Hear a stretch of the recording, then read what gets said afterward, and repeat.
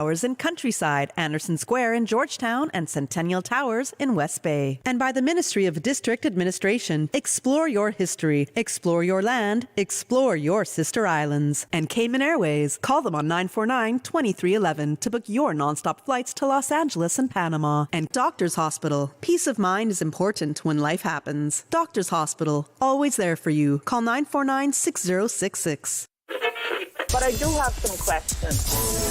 There are more questions than answers. Cayman Islands' foremost listeners participation program. Talk today.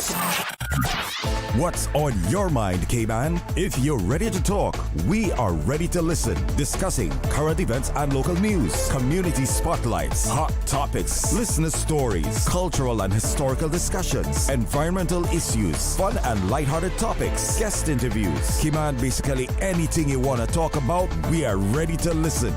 Here's your guest host, Charles Glidden.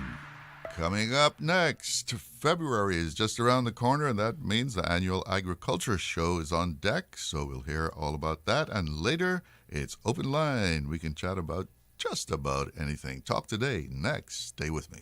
Talk Today is reminding you to avoid any statements or comments which are abusive, derogatory, malicious, or defamatory. Do not use indecent language or make any statement that is false or misleading. Call 1-800-534-8255, 949-6990, 949-8037, or WhatsApp us on 925-3261. And now, back to Talk Today. Good afternoon to you, and welcome to Talk Today. I'm Charles Glidden. How's your Friday going? If it's Friday, it must be good in one way or another, right? Even if that means saying, oh, well, it's Friday. I can't get to that until Monday, okay? So don't worry about it. Yes, it is Friday, and I want to remind you that this evening you can have a nice happy hour and help raise funds for a great charity. It's a fundraiser for the Gray Area Cayman, and you might remember I had Oscar DaCosta and his wife Melissa DaCosta on the show late last year. They founded the Gray Area Cayman after Oscar was diagnosed with brain cancer. They were motivated to help others because he wants to use his experience to help other people who, would be facing a similar experience. And their mission is, their mission in founding the Gray Area Cayman is to provide critical support and improve access to care for individuals and families facing the same kind of battle that he has faced. Any kind of brain health problems, really. The Gray Area Cayman also supports people brain health problems through education and awareness, and they also have a support group. And you can help. Yep, you can help while you have an enjoyable Friday evening. The Gray Area is having a fundraiser this evening at the Cayman Islands Sailing Club. It's called Catch and Cocktails 2026. It starts at 5 o'clock and goes until 7 this evening at the Sailing Club. You can enjoy happy hour, craft cocktails, and delicious pop-up food stations. The entry is free. Part proceeds go towards supporting the Gray Area Cayman. This evening, 5 o'clock at the Sailing Club. If you're not sure where that is, it's in Red Bay. So just enter Red Bay and keep driving. You'll get to it. So this evening, they'll be having a charity raffle too. A good way to spend your Friday happy hour at the Sailing Club. Do you realize that, or did you know, like the average cost of chemo for brain cancer is about $100,000. Yep, that's a big bill. So help them out. I'll take a little break right now, but when we come back, all about the agricultural show. Looking for fresh, healthy food that's full of flavor?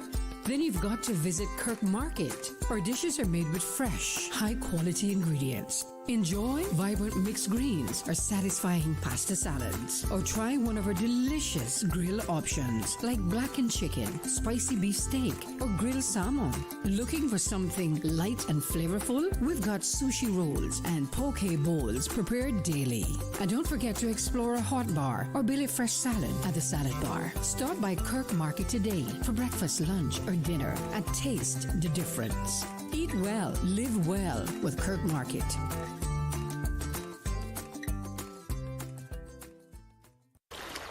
Wouldn't it have been grand if you had purchased land 30 years ago? It may not be 2020, but a perfect vision has never been more clear. Cayman Brac and Little Cayman, poised for growth with an eye on the future. Your land, your history, your future.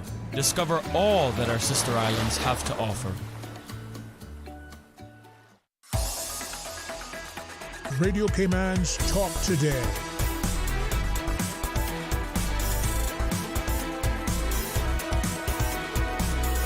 What is on your mind, Cayman?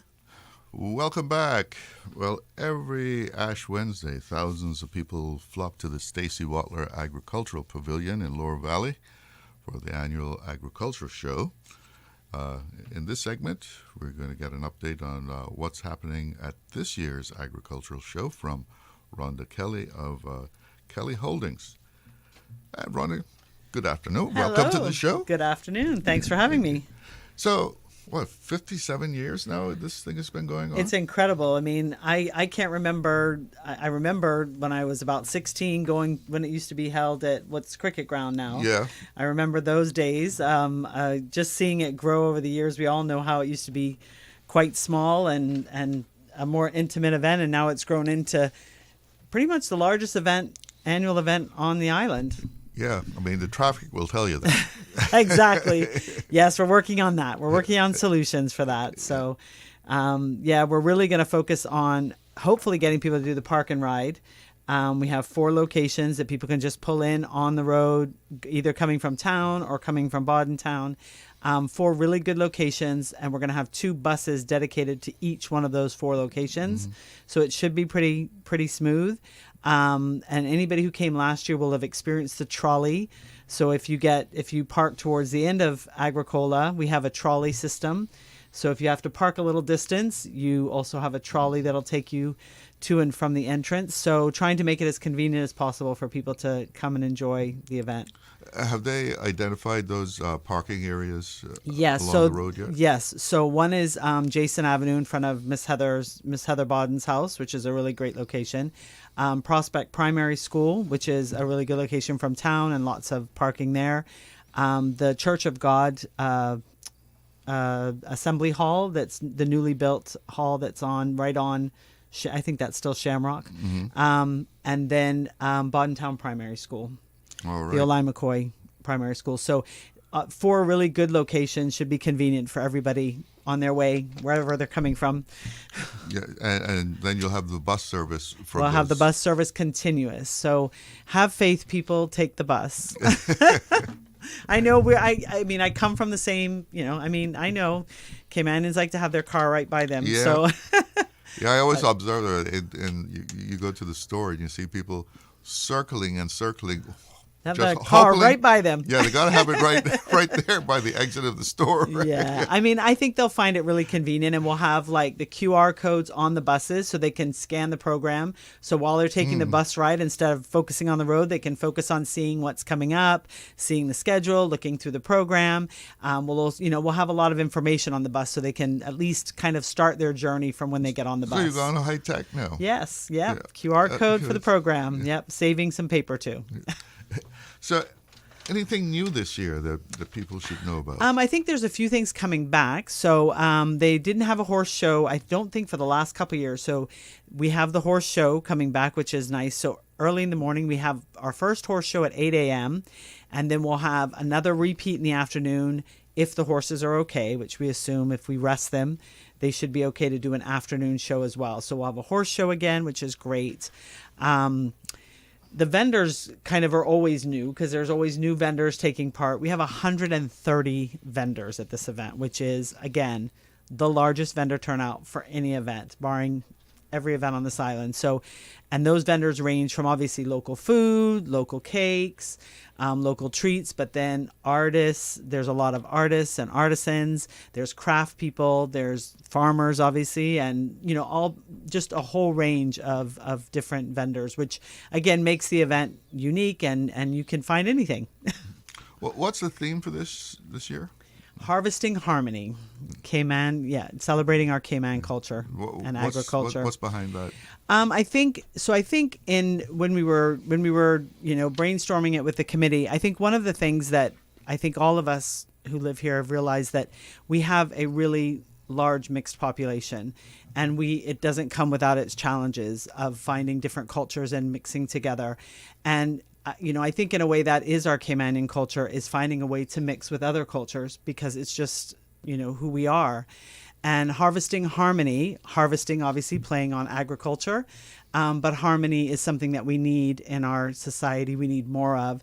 And I think the event really embraces that. When you go there and you see children, playing and playing with animals and, just having a good time and not looking at their phone, it was just so beautiful for me to see that, to see families just enjoying family time, walking around, petting a goat, seeing a cow, just seeing what we have in our agriculture and just having a good time and family time. So I think that's where the Harvesting Harmony came from.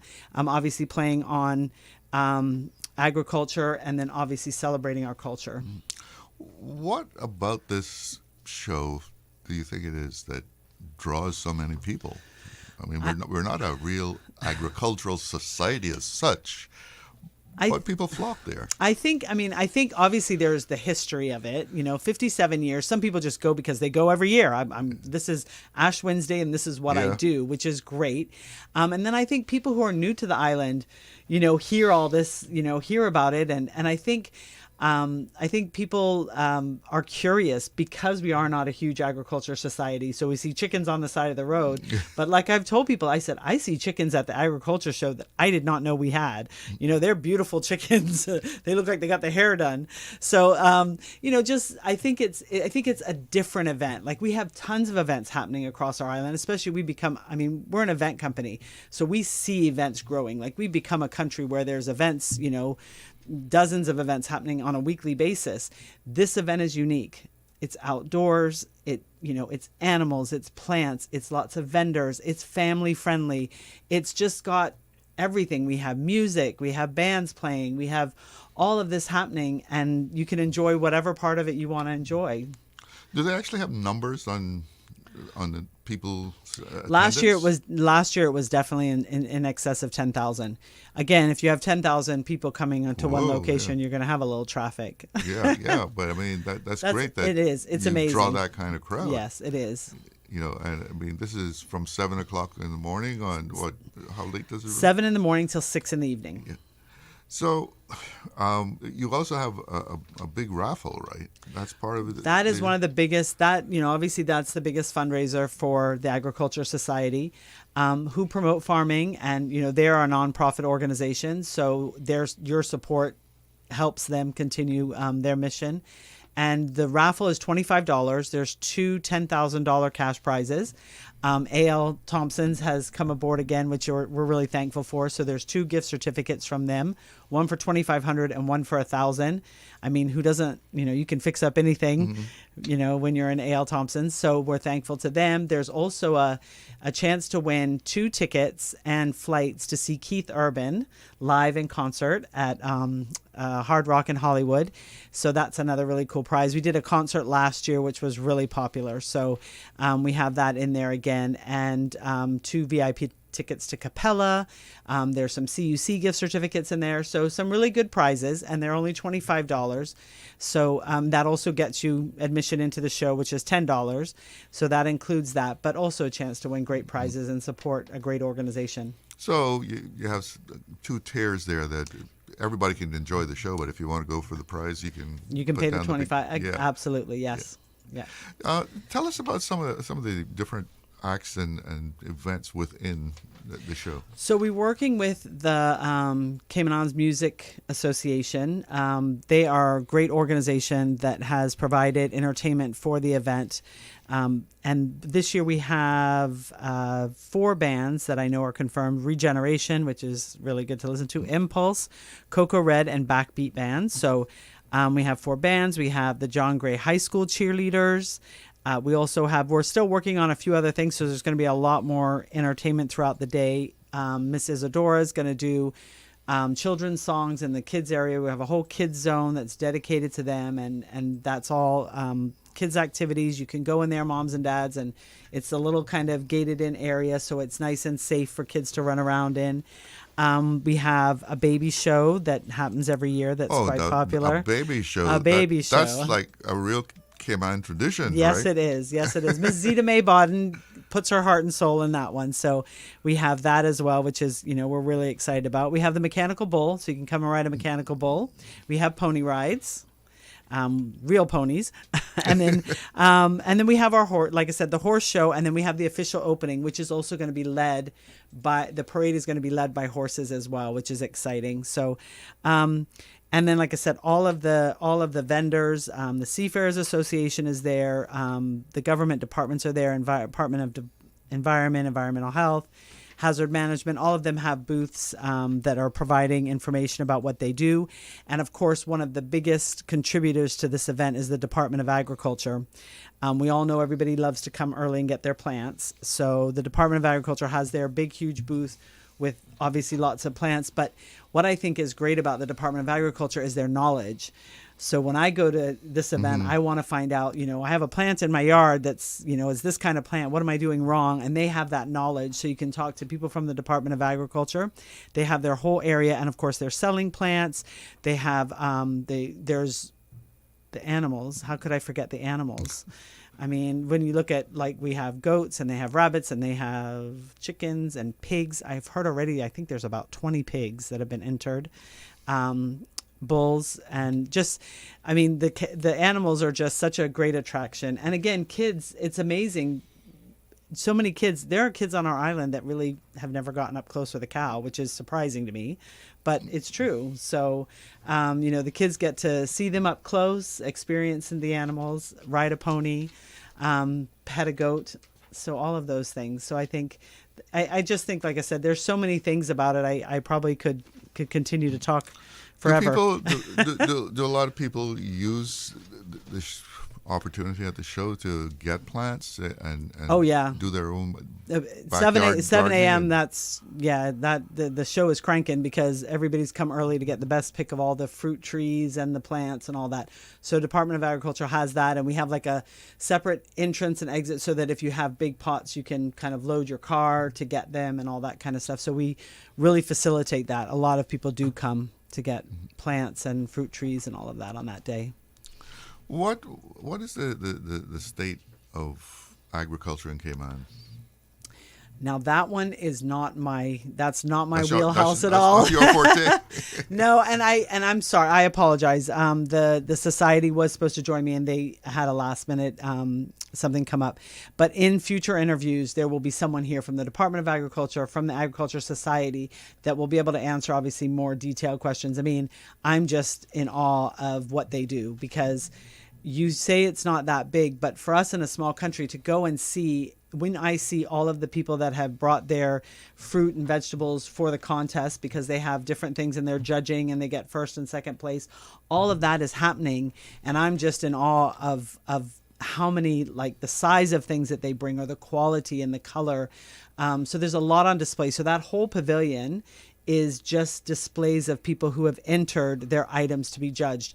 And that can be anything from fruits and vegetables to crochet items to art and craft items. All of those are on display in the pavilion. So the pavilion is just, when you see these pictures from the show of peppers that are a color that you can't imagine you can get Scotch bonnet peppers in, it's a person who has grown them and created such a product that it's worthy of a prize. So, but a lot of people who are exhibiting there from the farming aspect, the branching aspect, they're making a living off of this. I don't know if you Well, I you're think that deep into it. Or I think, of course, the minister for agriculture is going to come on, and I think between them and the society, I have obviously tried to learn a little bit more about it. I don't fully understand it. There are obviously subsidies required for a farming person to make a living, just because of there's just not the volume here. But there are. I will say this. I know several people make a living selling food that they've made using local products. So, and I think a lot of people in regards to like selling local beef and selling all of those, definitely if it's not their full time, it's a good part-time income for them. But yeah, I think I would love to see more of it. As a person that really is conscious about eating organic and trying to eat really well, I would love to see the opportunity to eat more local produced food. What's it like to try and put this show together? I mean, like I said, we do events. So events are my dream, and I absolutely love doing it. It is more work than anybody could possibly imagine. It is a lot of work. We have a really great team at Kelly Holding, but we also have great volunteers. On that day, you will see hundreds of volunteers that are helping pull all the pieces together, because this is definitely not no one person can do any of this. So we have a lot of volunteers involved. Obviously the society puts a lot of work into it. Shout out to the prisoners. They come there, and we have a program that the prisoners do a lot of work at the actual ground, painting and fixing things. And we were there working with them hand in hand. They were great to have. So that's part of the whole rehabilitation. Yeah, they come there and they work and help fix up the ground. So it's like it is a full and obviously the vendors are a big part of that, because the vendors make your show, because they're doing their booths and their displays are part of that whole process. The music association, all of these people coming together help to create one show. As the event managers, we hope to find synergy and pull all of them together so it's all moving in the same direction. But it's so many different people that make the show a success. Give us an idea of the range of vendors that you have, what people can buy there. Well, local food. So like your traditional local food, Gigi's Kitchen, Alvin, Mr. Alvin, all of them. You have a lot of local produce. So you have a lot of local produce on sale, whether that's, like I said, fruits, vegetables, all of that. Artists, so you have a lot of artists, you have craftspeople, people that are doing everything from making their own jewelry, so all of the crafters that you could imagine, treats, so like locally made cakes, locally made breads, juices, all of those elements, and just book authors. There's some book authors, so we've tried to really focus to make sure that pretty much all of the booths are local as much as they can be locally made. Obviously we don't manufacture t-shirts on island, but if they're selling a shirt, it's something that's had something local done to it, in other words. So trying to be authentic with having local vendors, but 130 of them, so a lot. So really it goes beyond just agriculture. Because I see some of the notes there when you say jewelry and things like that. But that is kind of, to me, it can in a roundabout way, because they're making it local. So some of the jewelry is made from lionfish or conch shell, or like, so it is, it is still local, and it's still something that's being made as from part of our like Caymanite and all the things that are found local. So I think it's stretching it. It can still fall into that, and obviously falls into the cultural aspect. Yeah. Well, obviously, you have such a big audience that so many things can be done there. Yeah, bring your kids out. Just bring yourself out. I honestly, it's a authentic Caymanian day. That's what I would say it is. It's one of those days that everybody should experience. And if you haven't been for a while, come back. I hadn't been for a while when we organized it last year, so I was really thrilled to see the event and how amazing it is. So come back if you haven't been for a while. If you've never been, definitely come. And if you're new to the island, this is a great way to kind of just meet a bunch of people on this island that are doing the things, because they'll all be there. We'll have to take a break. I'll be right back. Accidents and illnesses can strike without warning. Ouch! When it comes to urgent care, every second counts. At Doctors Hospital, we have a dedicated team of experienced doctors and nursing staff available to you 24 hours a day, 7 days a week. Don't waste time in an overcrowded emergency room when you need urgent care. Whether it's a broken bone, a severe infection, or a sudden illness, trust in Doctors Hospital's unwavering dedication to providing the best immediate care. For complete urgent care when you need it the most, choose Doctors Hospital, located in Georgetown, 16 Middle Road. Hey, new drivers, don't just drive, drive smart. Cineco and Inspire Cayman's Safe Driver program will show you how. Get real-life simulator training and classroom sessions to help you gain experience, stay alert, and avoid accidents. Learn to recognize risk, manage fatigue, and make smart choices behind the wheel. Certified participants may even pay less for Cineco motor insurance. Learn more and register at cineco.ky. Cineco, keeping Cayman covered. The best foundation you can wear is glowing, healthy skin. The offices of dermatologist Dr. Wayne Porter specialize in enhancing your skin's well-being. Whether you're seeking advanced skincare, including any skin cancers, Botox, filler, cosmetic skin enhancements, or simply looking to reduce wrinkles, Dr. Porter offers a full-service dermatology and dermatological surgery practice. For more information, email drportercayman@gmail.com or call 946-9020. That is 946-9020.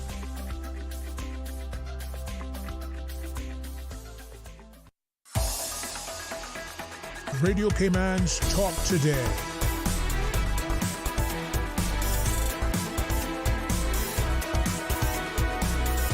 What is on your mind, Cayman? Welcome back, and I'm talking to Rhonda Kelly about the upcoming agricultural show on Ash Wednesday. And looking over here, I see you can even adopt a puppy at the show. Yes, Humane Society has a booth there, which is great, and then the kids get to play with the puppies. It's, again, that's really, part of the whole agriculture aspect of the show. So, yeah, it's really good to have them joining us. So, just looking over the notes here, the scale of different things is pretty vast. Yeah, there's a lot. Obviously plant sales, but then you're talking about human resources? Yes. Is that about managing? So, yeah, Department of Agriculture has a whole, so their part in this show is massive. Like their whole, they do so much for the show. They do a lot of the prep work as well, making sure the grounds and everything are there. But their staff are full on, and they're talking about everything agriculture. So that would be human resources in regards to agriculture. So that might be jobs in agriculture, things that are available in that field of agriculture. They're an amazing team, by the way. I don't know how many people have had a chance to interact with the Department of Agriculture, but they're an amazing team. They're totally dedicated to what they do. And like I said, when you're there, you go and you get advice. We were talking about, backyard farming. Mm-hmm. How do I do that? How do I even start? They're the people that can really help you. And then obviously people go there and buy their fruit trees to start. And, but I think everybody on island is kind of getting a little bit more to the point where I should be able to grow a little bit of my own food. Yeah, it seems to be getting quite popular now. Mm-hmm. And this is the place to come to learn all about that. Talk to people who do it. Because I know, we were promoting the backyard gardening kits, yes, which all seem to have gone, straight off the shelf. Yeah, yeah. It was a pretty hot item. Yeah, and I think, obviously, like I said, we've kind of said that agriculture is not huge on island, but there are a lot of really good farmers. We have a lot of people that do this and do it well. Mr. Alvin's brother, Mr. George McLaughlin, he's a farmer. When you speak to people like that, you give, how do you do this? How much time have you spent doing it? It might not be something you want to do full time, but if we can get advice from people, and again, that's what I hope people come out and see, see what people are growing, because if you can, how did you grow that? We should all be growing some of our own, Scotch bonnet peppers, which are not as easy to grow as people think. But, growing our own peppers, growing our own limes. I mean, my father used to have all that in his backyard, and I have none of it, and that's like, that's kind of sad. So we should all be able to do a little bit of that. And if we all do our own part, that's obviously good for us financially, but it's good for us health-wise as well. But a lot of the people that you will see at the agriculture show, it's not just a hobby for them. I mean, they're quite serious about it. And they're dedicated and they do it well. Like I said, when you see when you go in the displays and you see some of the things that they've grown, it's really impressive.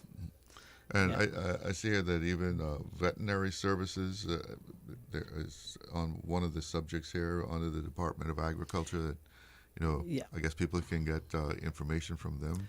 Yeah, all of that. I mean, they manage all of that. So if you've ever wanted to import a dog, you'll know that it's not as easy to do as people think. But that's, again, because the Department of Agriculture does what they do so well and keeps rabies off our island and keeps, animals in good condition.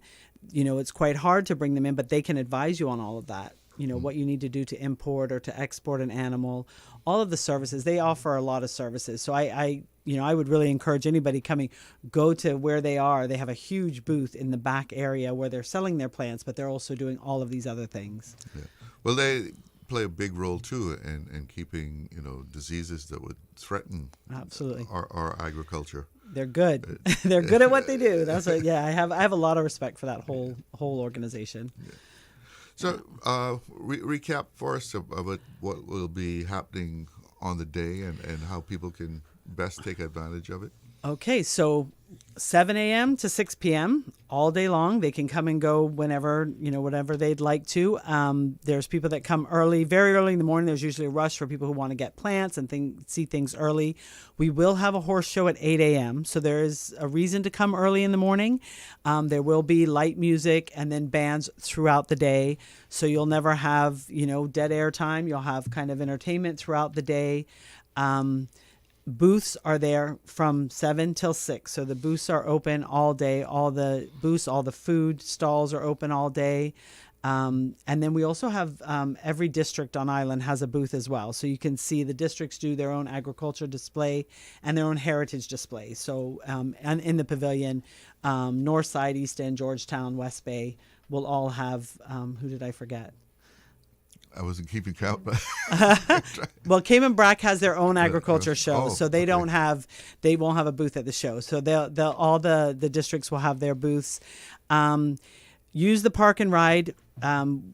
Follow Cayman Agriculture on Instagram and Facebook. You can get all the information. We'll be posting the map so you can clearly see. All of the park and ride areas will be clearly marked. So when you're driving, you'll see a sign knowing there's a park and ride there. There's going to be a security guard and a bathroom at each of the park and ride locations. So if you have to wait, there's a bathroom. There's a security there to guide you, to tell you where the bus is going to be. 2 buses running from each of those 4 locations will get you to and from the show efficiently. We are working obviously with NRA, the RCIPS, all of those entities to make sure that traffic and everything is as good as it can be. We are a small island with a lot of cars, but again, have patience. You will get there and you will have a great experience when you get there. But follow Cayman Agriculture on social media, and we're doing all the updates. You can see all the prizes in the raffle, how to get tickets. We're going to be posting all the schedules of the bands that'll be playing and all of that on there. So if you follow us, you'll be up to date on everything that's happening. Let's go over the parking areas again. So the 4 park and ride areas, Jason Avenue on Shamrock, Prospect Primary School. So from Georgetown, Prospect Primary School, and then Jason Avenue. And then on the other side from Boddentown is the Theo Line McCoy Boddentown Primary School parking lot and the new multi-purpose Church of God Hall that's on Shamrock. So those 4 locations. So if it's like other previous events, the earlier you get going, the easier it'll be, I would imagine. I mean, I think there's a huge rush for people who want to get there at 7 thinking that. But I think, hopefully throughout the day we'll be able to manage it, And like I said, if you do park there, we have the trolley service. So if you have to park a little ways away, if you're an older person and it's it's harder for you to walk, you can catch the trolley. You won't have to walk half a mile to get to the show. Those 4 trolleys will be running the whole time, all up and down Agricola. So really making it easy to get in and out.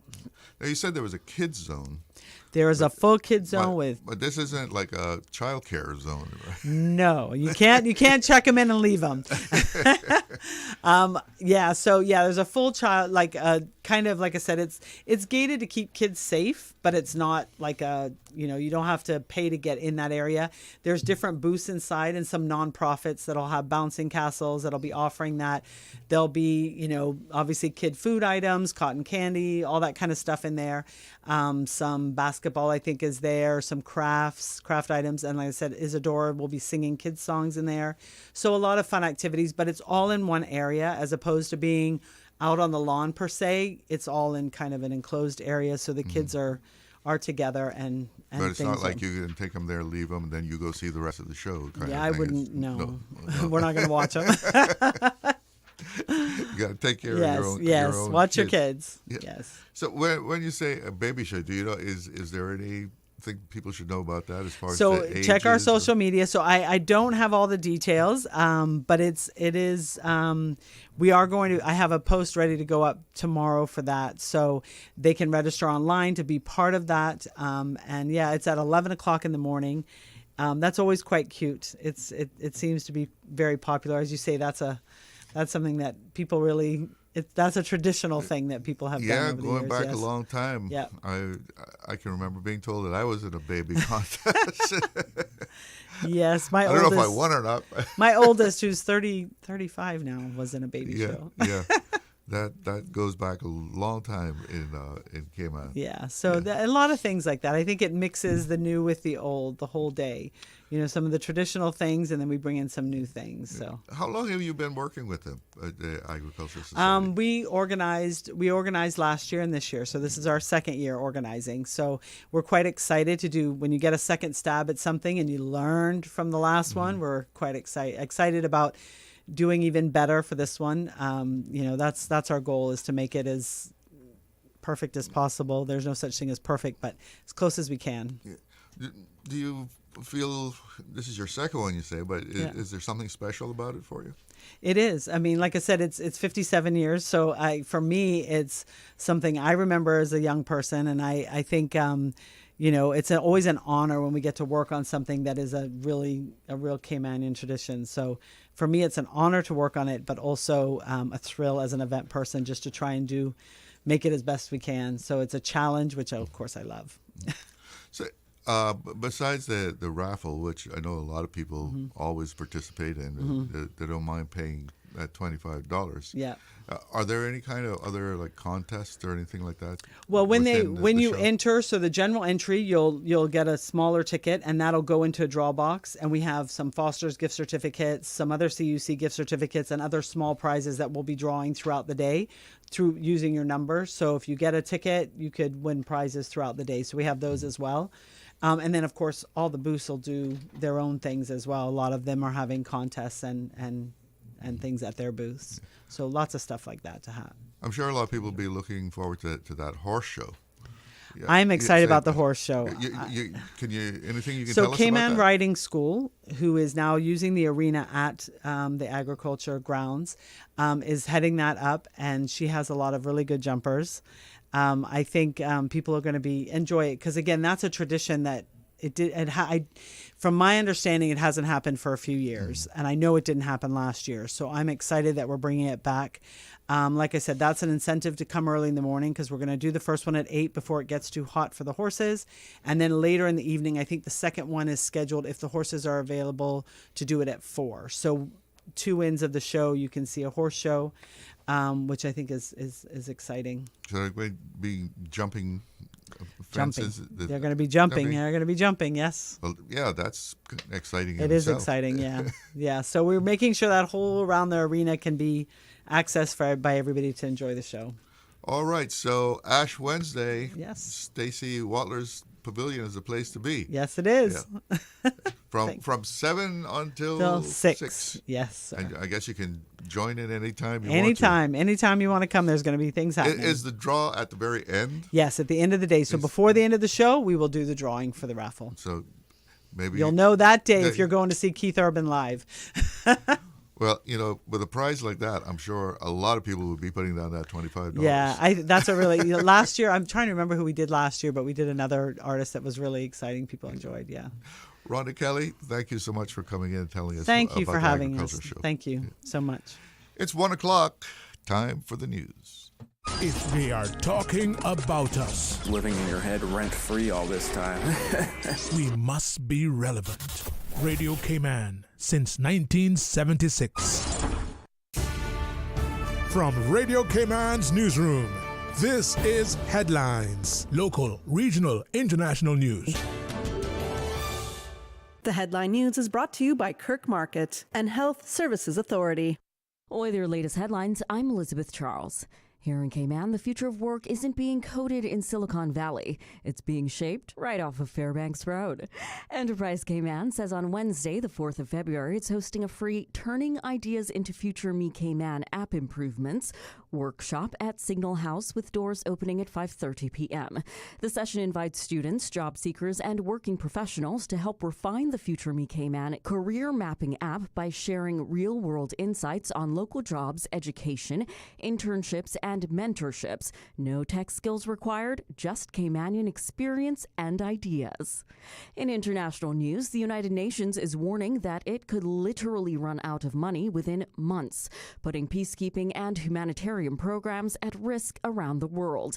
In a letter to all 193 member states dated today, Secretary General Antonio Guterres says the UN faces a, quote, imminent financial collapse because countries, including its largest funder, the United States, are not paying their mandatory dues, leaving 77% of the last year's budget unpaid and forcing the UN to refund $227 million it never actually received. In other news, in Washington, officials have just released another 3 million pages of records tied to the late sex offender Jeffrey Epstein. Deputy Attorney General Todd Blanche says more than 500 Justice Department staff have been working through millions of files to redact victims' identities, insisting they, quote, did not protect Trump or any other public figure as they fulfilled Congress's order to make the files public. Those are the latest headlines. I'm Elizabeth Charles. Radio Cayman. More news available at www.radiocayman.gov.ky. Check out our social media pages: Facebook, YouTube, X, formerly Twitter, Radio Cayman Headline News.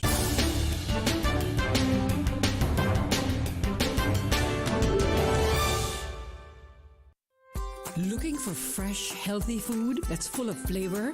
Then you've got to visit Kirk Market. Our dishes are made with fresh, high-quality ingredients. Enjoy vibrant mixed greens or satisfying pasta salads. Or try one of our delicious grill options like blackened chicken, spicy beef steak, or grilled salmon.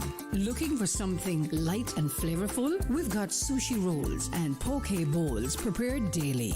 And don't forget to explore a hot bar or Billy Fresh salad at the salad bar. Stop by Kirk Market today for breakfast, lunch, or dinner and taste the difference. Eat well, live well with Kirk Market.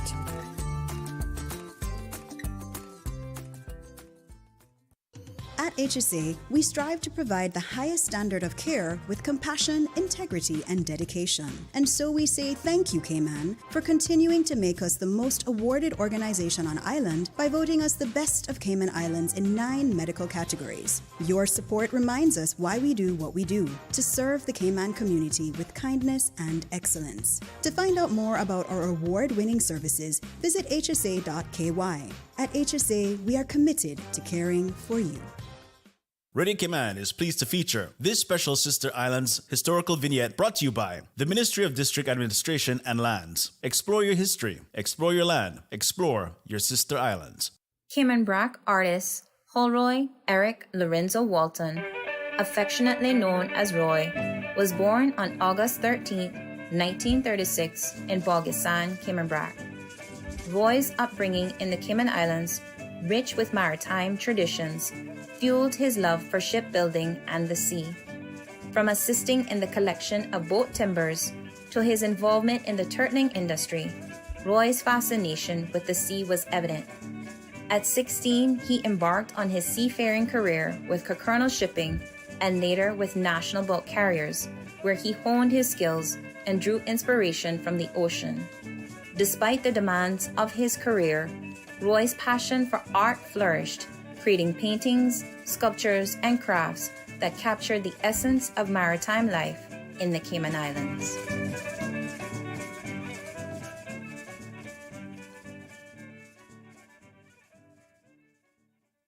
Radio Cayman is pleased to feature this special Sister Islands historical vignette brought to you by the Ministry of District Administration and Lands. Explore your history, explore your land, explore your Sister Islands. Radio Cayman's Talk Today.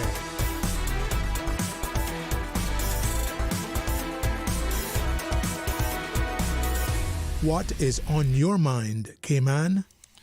Welcome back. And taking a quick look at the weather here.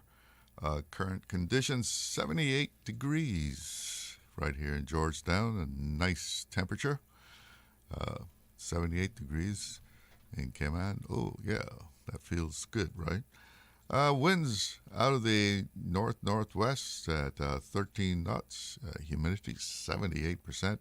Today's forecast calls for isolated showers straight through tonight.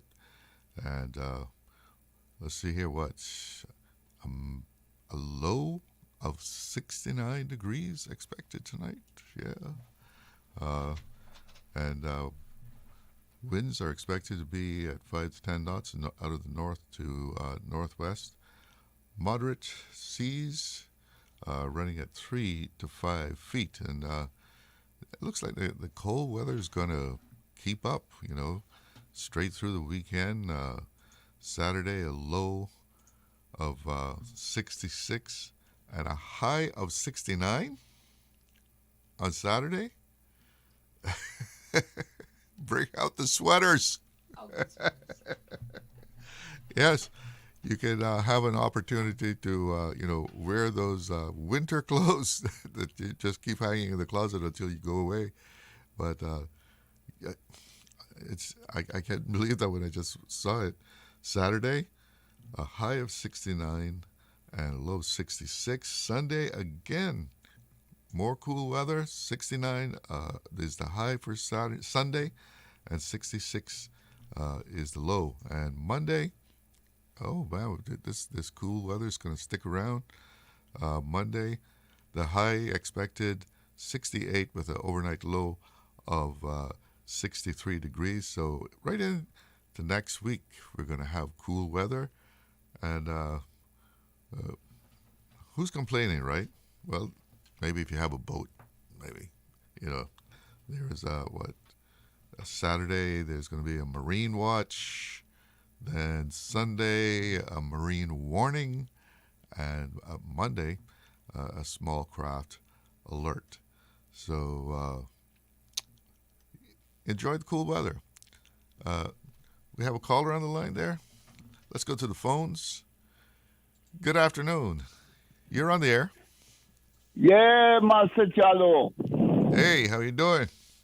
Well, it's so good. It's so good to hear Rhonda come on and tell us something about agriculture, because it looks like that's once a year in Cayman that you really hear about agriculture.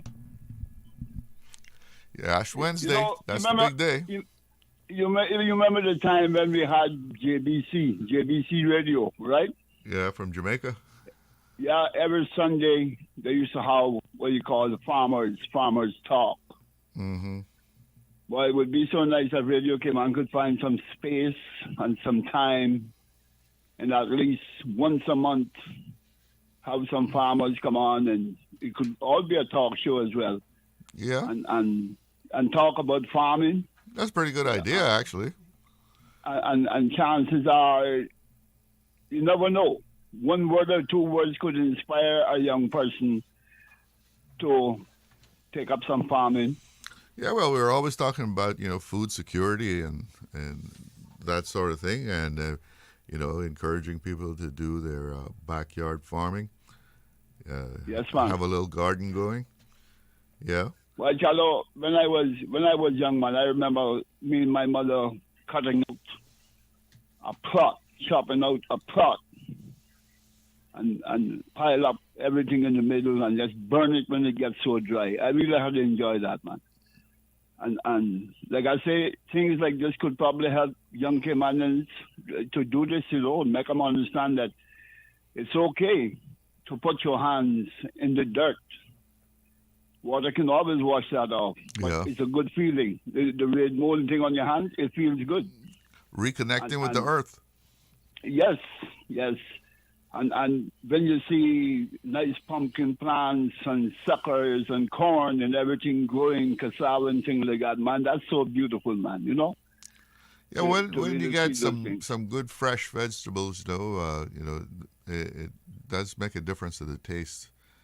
It's but you're growing everything. In those grounds, we growed everything, man. Well, that's you're right. Like we didn't have a lot of farms, but there were a lot of grounds, right? Yes. I can remember my grandfather had a grounds in the back of his house, and grew a lot of different things there, and that was something that a lot of people did. Yep. And a lot of they used to have a lot of scarecrows in the ground. Them too, I tell you, look like. But when you talk about agriculture, I remember going to Denby show in Jamaica one time, not long years ago. That's a big one. Yes, man, long years ago, man. I tell you. No, she was just talking about the horses and.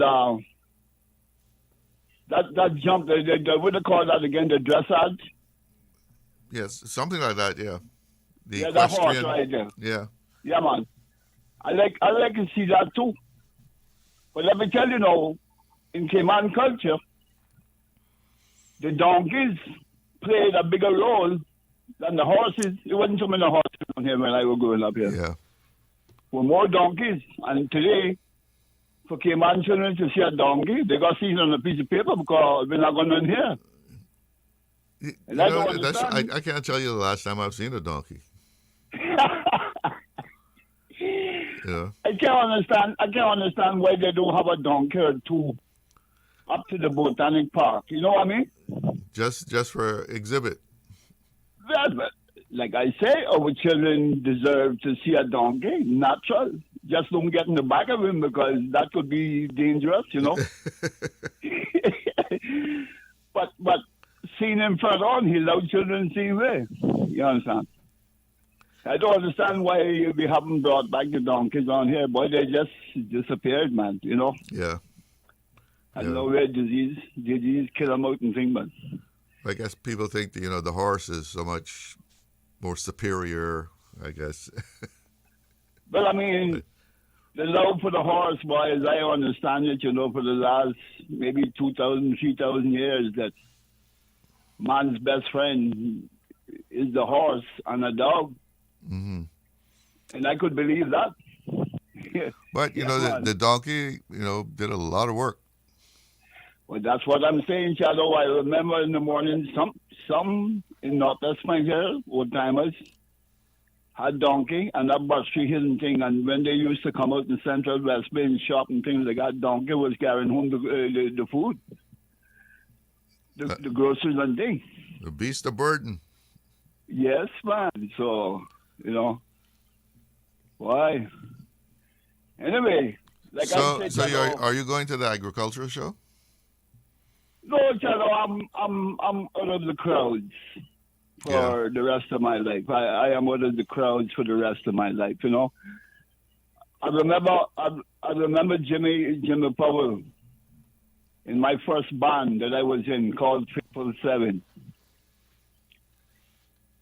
Played at an agriculture show one day, and man, that was so nice, Shadow.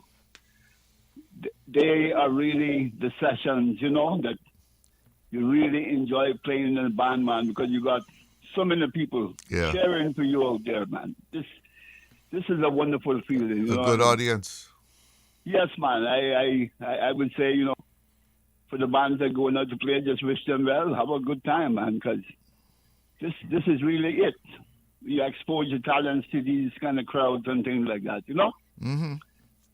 Yeah, man. So, but yeah, I'm out of the crowd, Shallow, for the rest of my life, man. I just don't like it, you know? Yeah, you want the quiet life now. Yes, man. I prefer to watch some sports and things like that. Cricket and football and bring back some good memories as well, man. You know, so I'm just cool. Anyway, later, my boss. All right, good to hear from you. Yeah, man. Yeah. But Susan could probably tell you, Cameron Brack had donkeys them years ago. Yeah, she should know something about that as well. She's right here in the studio with me. I know, man. She's good company, man, you know? All right. All right, later. All right, you take care. Well, Susan, any donkeys in Cameron Brack? Good afternoon, Chalo. Not that I can remember recently, but I did see one at, I think, at the, is it Peace Bay? Yeah. I did, yeah. Well, I did see one like 4 years ago. That was 4 years ago. So, So we sure. don't know whether he's still around. But yeah, that was. Where did I see it? I think it was at the Pedro Castle. Yeah. They would probably have. If there was one, it would probably be up there. Yeah. Hopefully he's still around. Yeah, and it would, like Robert was just saying, even if there's not one here, let's get one, just like you say, because Pedro Castle. I mean, that's a good setting to have one. It's historic, and the donkey was the beast of burden around came on in years gone by, so it would be nice to have one up there. Well, I see Customs is really serious about restricting those cars that are older than 8 years old. But they've seized like 46 cars since the year began. 46 cars.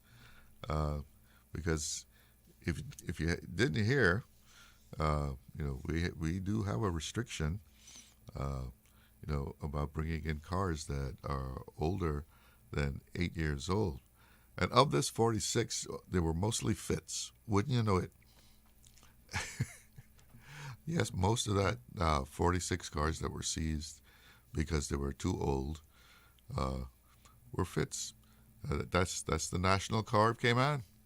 You go out, you go into a parking lot, and 7 out of 10 cars are fits. And I guess that's why they're often the ones involved in accidents, because there's so many of them out there.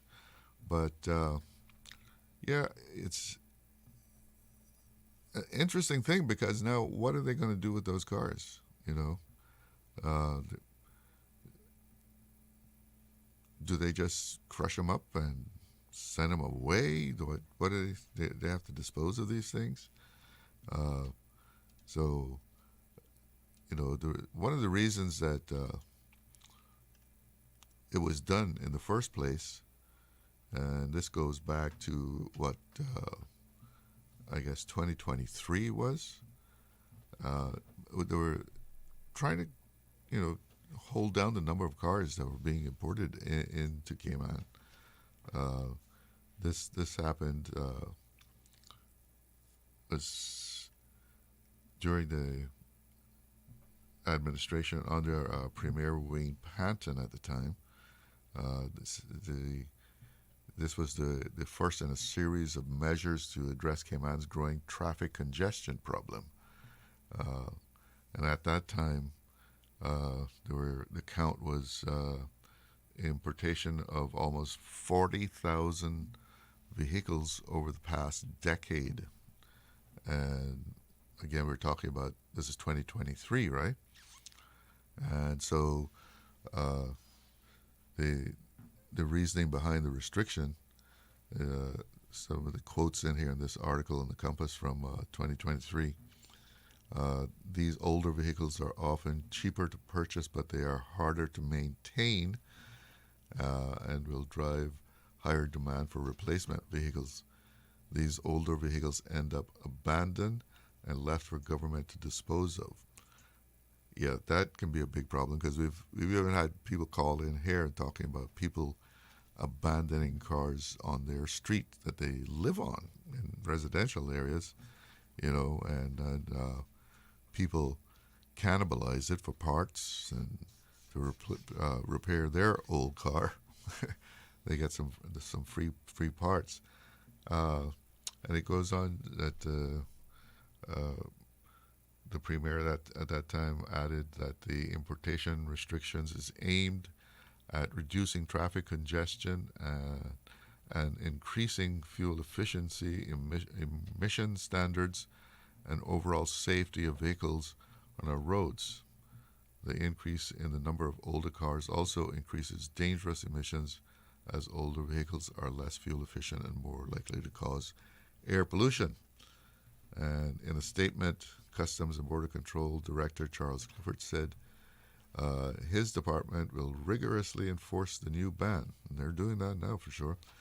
Other Caribbean islands limit the age of vehicles that are allowed to be imported. Jamaica, for example, will not allow any vehicle that is older than 5 years old to be brought on to the island. So Jamaica is even tighter than Cayman. And I was wondering how they arrived at 8 years. Why not just make it 10? It's like easier to remember even. I don't know exactly why they chose 8 years. But anyway, if you're going to bring in a older car in Cayman now, this is 26, so what, 2019? You can't bring anything that goes back beyond 2019 to bring in a car this year. And every year that gets a little higher. So buying a car and importing it, just hold that in mind, because obviously like 46 people, didn't remember all this. Bought the car, even they may have bought it last year, but too close. They couldn't get it in here in time. If you bought it last year and you brought it in, you have to show that you made some effort to buy it in time to get it here, but something happened to delay it in the process of shipping it to Cayman. So anyway, they've got 46 cars that that they are in possession of, having seized them. The Customs seized the cars, and now they have to dispose of them. And getting back to yesterday,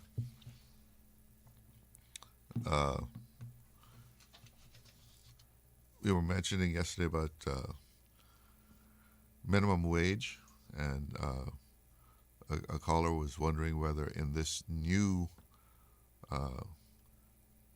law about minimum wage, whether there was exceptions for hospitality workers. And one of our listeners sent a WhatsApp message saying that there was, and that the effective minimum wage for hospitality workers is $6.56. Look that up, and yeah, that listener was correct. For people in hospitality work that get gratuities, they are their minimum wage is $6.56, and then the rest of it is made up by the gratuity to bring it to minimum wage. And how it works is that 25% of gratuities can be used to bring the hourly rate to the $8.75, right? So previously, hospitality workers had a minimum of $4.50.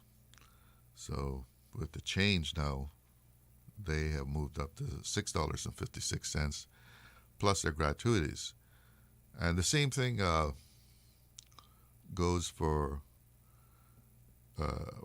people that work on commission, and also live-in domestic workers, because their accommodations can be counted toward, their earnings. So people who work in commission, domestic workers, hospitality workers,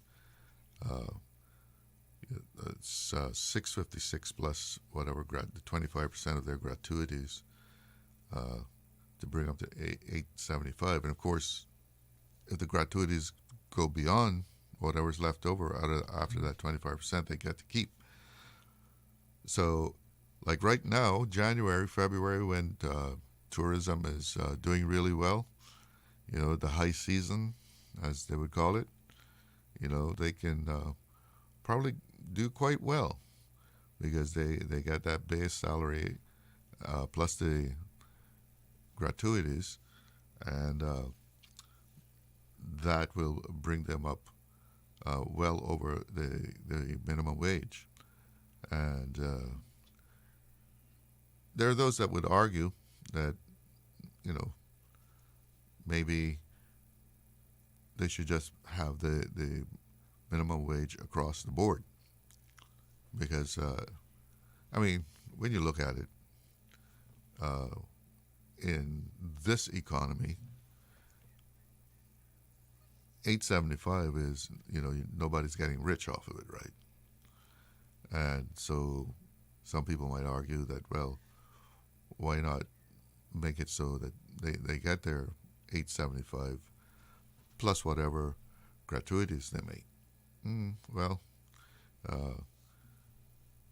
the high season, and even, I guess, when it's not the tourism is not at its highest, they can still do fairly well, because I've heard some people, especially those working directly, with customers, that with their gratuities, they can do quite well. And that's one of the things that in trying to sell the hospitality industry to Caymanians, that people will say, look, you can do quite well as far as your income because gratuities are pretty good, and plus you have that base. Yesterday there was a caller saying that it's not completely because Caymanians don't want to go into that work, but it can also be that in trying to enter that hospitality area, that people are discouraged because of what they face when they try and get into hospitality work. And we heard some complaints about how people go and apply for a job, and then they got to go to this interview, and then they go to that interview, and then they got to talk to this person, and at the end of the day, or the week, or the month, after doing all these interviews, nothing happens, or they're just given the runaround, and they find this discouraging, and people are not given the full opportunity of fulfilling their potential in areas in hospitality. And hospitality has a lot of different areas into it. It's not all just being a server in a restaurant or a bellman. There's areas such as maintenance in a hotel. So a lot of different possibilities in the hospitality industry. one of the callers yesterday was saying about how he knew that he could do a job that he was applying to very well. He could have handled that job because of his experience in hospitality. But yet, even though he thought he presented himself well in interviews, and he could, as he put it, run circles around it, he was not given the opportunity of taking that job. It's 1:30 here on Talk Today, and that means you got to break away for a little bit. Be right back. If you got something on your mind you want to talk about, give us a call. 1-800-534-8255. That's courtesy of Flo. You can also call at 949-8037, 949-6990, and WhatsApp 925-3261. Right back after these messages. Did you know that Doctors Hospital provides urgent care services 24 hours a day, 7 days a week? And Doctors Hospital's urgent care physicians have access to the most advanced MRI and CT imaging in the Caribbean, providing reliable diagnostics when you need it most. When you need quality urgent care for an illness or injury, Doctors Hospital is here for you 24/7. Whether it's a migraine, chest or abdominal pain, shortness of breath, broken bones, or another urgent need, Doctors Hospital at the top of Walker's Road. Urgent care right now. Explore your history. Explore your land. Explore your sister islands. The ultimate staycation experience. Your culture, your freedom. The land that time forgot isn't gone. It's your sister islands. Discover all that our sister islands have to offer. Looking for a station that plays the music you actually love? Switch now to Breeze 105.3 FM. The best adult contemporary hits of the 70s, 80s, and more. All day, every day. Feel good. Sing along and let the breeze keep you company.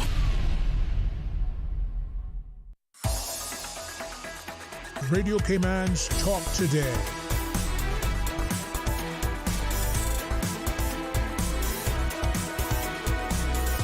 What is on your mind, Cayman? Welcome back. And the donkey has been found. We were saying we haven't seen a donkey around in a while. Well, a donkey has been found, and he's where else? At the Agricultural Society grounds. I have a picture here, and we do have a donkey in Cayman. So that question of where have all the donkeys gone, we have one. And thank you for sending that to me. And Robert, if you're listening, that's the reason to go to the agriculture show. You'll see a donkey. The first one we'll have seen in a very long time. Yeah, I can remember back in the day when I was a kid, you used to see those donkeys quite often. And like Robert was saying, don't stand in the back of him, though, because you might get kicked, right? But that's great. You can go up there and see all sorts of things.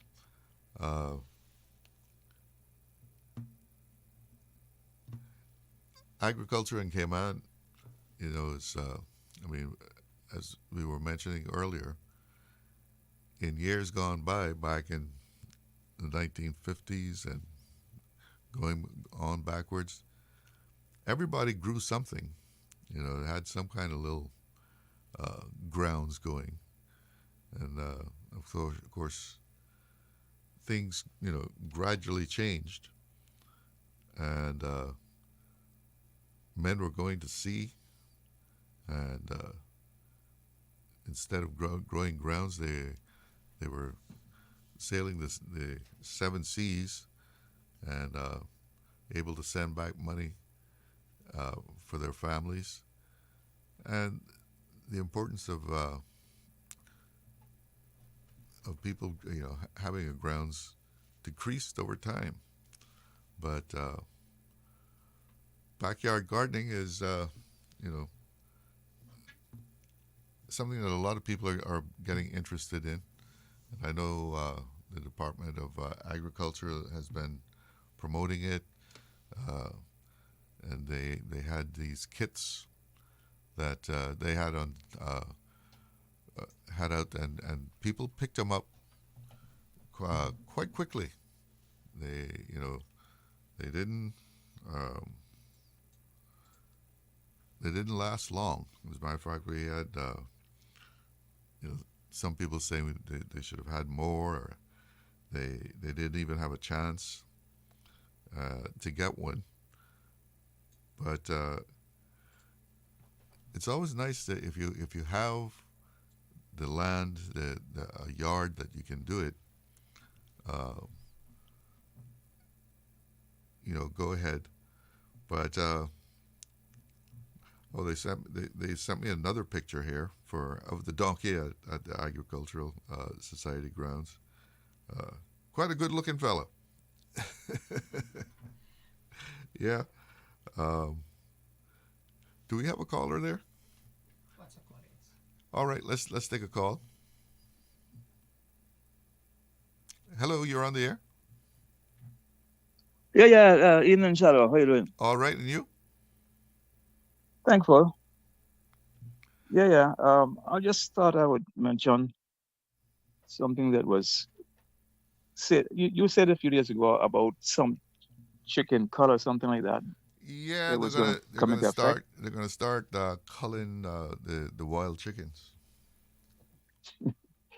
Well, cull. That's another word for kill. They are really a nuisance per se, pestilent. But all of our ancestors, they coexisted with them, and was part of our, makeup. But were they really wild, or I remember people just keeping chickens, and they didn't keep them in a coop; they just let them go in the yard. They were both ways, Shadow. They were both. There was, and they were also a food staple here. Mm-hmm.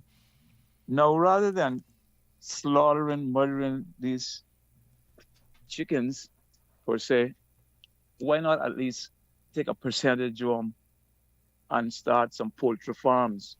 You hear this thing about, food secured and this thing. And I just sometimes wonder if all in things just like a smoke screen or, just a token gesture to say. It sounds good. Yeah, but practice what they preach, Yeah. That's what I mean. That's where the just something that sounds is. good. Yeah, because okay, you could be feeding the prison population, and they'll be more healthy than eating the 4 or 5 week one old that is import. No wonder we got the highest cancer rate been said per capita in the Caribbean when you're eating those kind of things, like almost like that's a mainstream food. I'm not sure if that's an accurate figure, by the way. So say that again. I'm not sure that we actually have the highest cancer rate. It was said to me. It was told to me directly at a medical facility in Miami.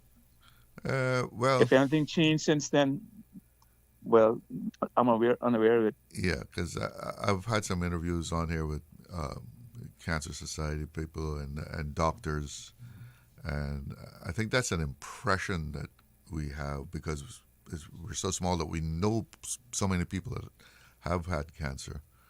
But I think there's been some comparison to other communities that are of the same size, and it doesn't really work out. The numbers don't work out that we are higher than most places. But just put it this way, though.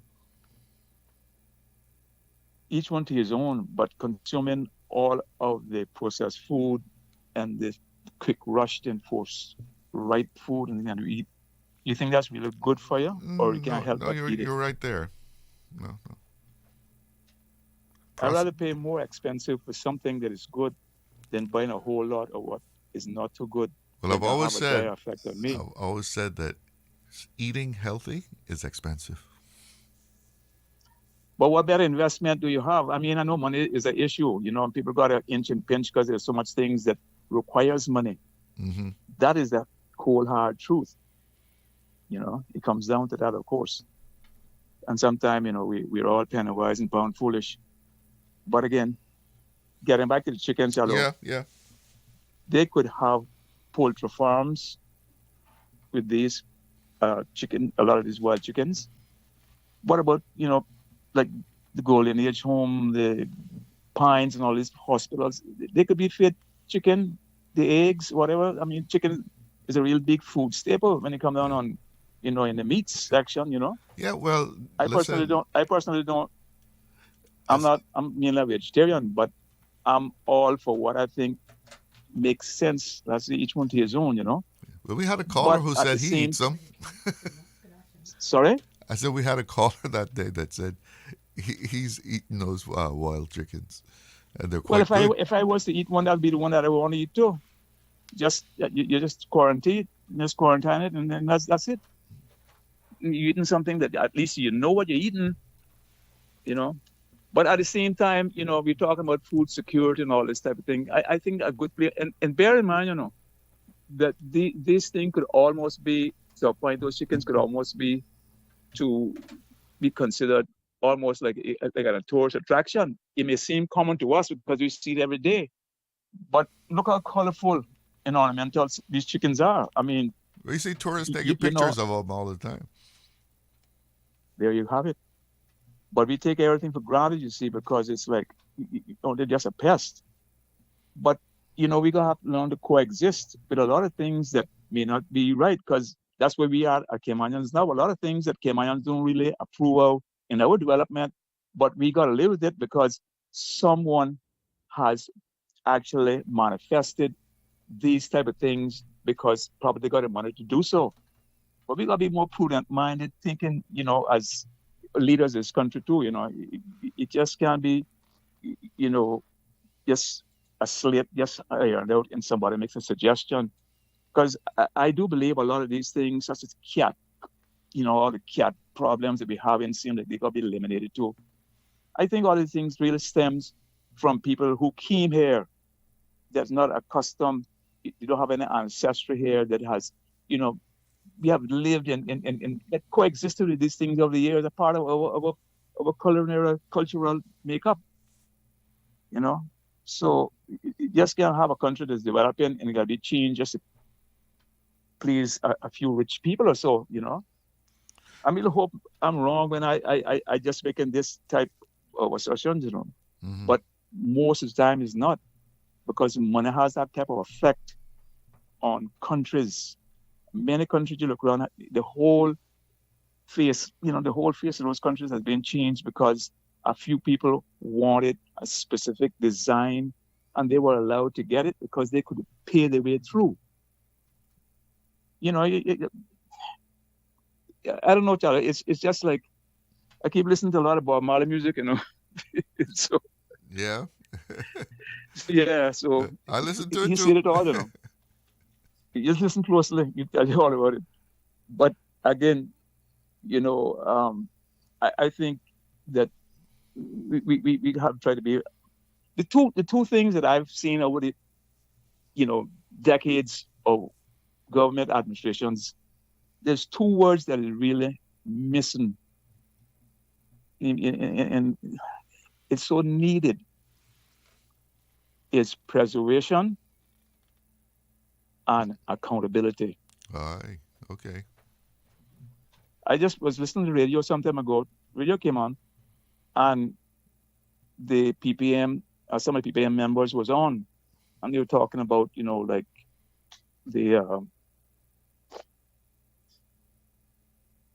like more or less having the district councils and thing. What? Yeah, they're long But overdue. there was like yes, no, maybe so type of thing. And Dr. Steve called in and said the reason why that these politicians don't want it because it makes them more accountable. They just want to do the way they want to do without being accountable. And it's in the Constitution. It's not if it states that it shall. Yes. It not may. It shall be a part of the constitutional requirement for anyone that's elected to have these things. So now it's long overdue. Yeah, Jalo, and it may not change anything. You know, we were talking some time ago in an earlier debate on the show about change is inevitable. That's the thing that's constant. Mm-hmm. But if you examine it too, in certain situations, the more things change, the more they stay the same. And usually politics is a glaring point of that. Yeah. I hear what you're saying. I know you got, but I would hope that more people become involved in really the welfare. As I said early on in shows previously, that I listen to a lot of people calling in this show. And the one thing that they all seem to have in common, they have a passion for the preservation of this place. And there are actually echoing segments that they don't want to see this place go down the tubes. And I am no different. So we shouldn't be seen as someone who just be calling us, criticize, ridicule, condemn, whatever. No, I wish you could call them and be more optimistic about certain situations. But then again, if people don't be more involved in their civil duty, which is to speak out, people have to know that they are the government. We are the government. We elect leaders of this government. So they are accountable. They are working for us. It's not the other way around. At least that's how it should be. And when the cat's away, the mice will play. Shadow, be blessed. We'll catch up. All right. You take care. Thanks for your input. Government of the people. I have to take a break. Caller, hang on for me. Accidents and illnesses can strike without warning. Ouch! When it comes to urgent care, every second counts. At Doctors Hospital, we have a dedicated team of experienced doctors and nursing staff available to you 24 hours a day, 7 days a week. Don't waste time in an overcrowded emergency room when you need urgent care. Whether it's a broken bone, a severe infection, or a sudden illness, trust in Doctors Hospital's unwavering dedication to providing the best immediate care. For complete urgent care when you need it the most, choose Doctors Hospital, located in Georgetown, 16 Middle Road. She hear clunk and her car stop. I was just about to send her some money, so I send it straight to her JN money transfer card. It cost me less, and perhaps she use the card, pay the garage right away. She'll get discount through the JN Rewards program in Jamaica. This card make things easy. You can even get funds at any multi-link ATM. JN Money Transfer Card. Fast, affordable, convenient. Tell your loved ones in Jamaica about it. Sign up is free. The 7 a.m. Sports Report, brought to you by Dr. Wayne Porter, offering a full-service dermatology and dermatological surgery practice. Call 946-9020 to book your appointment today. Radio Cayman's Talk Today.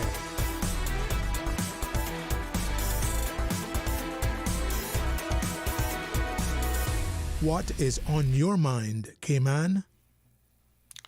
Welcome back, and we do have a caller on the line. Let's go straight to the phone lines. Good afternoon. You are on the air. Mr. Chalo? Yes. Good afternoon, Sir Clyde. How are you doing? I'm doing fine. How are you? Oh, I'm here. I just sort of caught the last part of her late contributions there. Yeah. No. Accountability and preservation. Her light goes deep. Like you say, you listen to a lot of Bob Marley music. Yeah. We say about chicken and stuff. That's true. We talk about food security, and so when you go into supermarkets, you can't find local eggs much. And a couple of months ago, a year ago, whatever, it was difficult to when they had a shortage of eggs and the local eggs, they were flying off the shelves. Yeah, yeah. So I mean, it is a good way to contribute to our food security. But I mean, we know how hard it is to enforce our laws and regulations. Can you imagine how hard it is to enforce a policy, a food security policy? I mean, we had the Go East policy. Oh, shucks, that been enforced, or that been around now, I don't know. Everybody went west. Yeah. All the building I see going on in the west. Mm-hmm. The tourism policy. Like he said, the more things change, the more they remain the same. Yeah. Mm-hmm. Anyway, what I called in to say today was mainly about I read one of the online newspapers there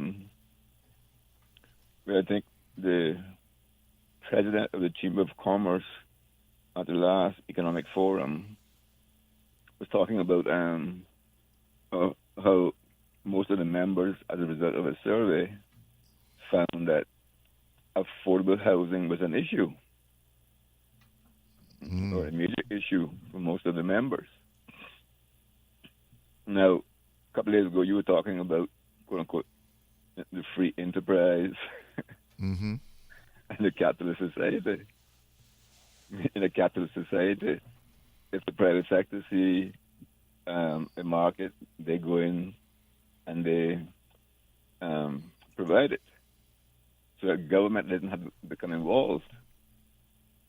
So there is a market for affordable housing. The profit margin may not be as big as. Yeah.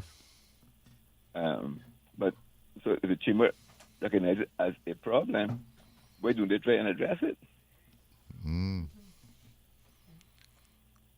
But that profit margin seems to be something in Cayman that is the deciding factor. Yes, unfortunately.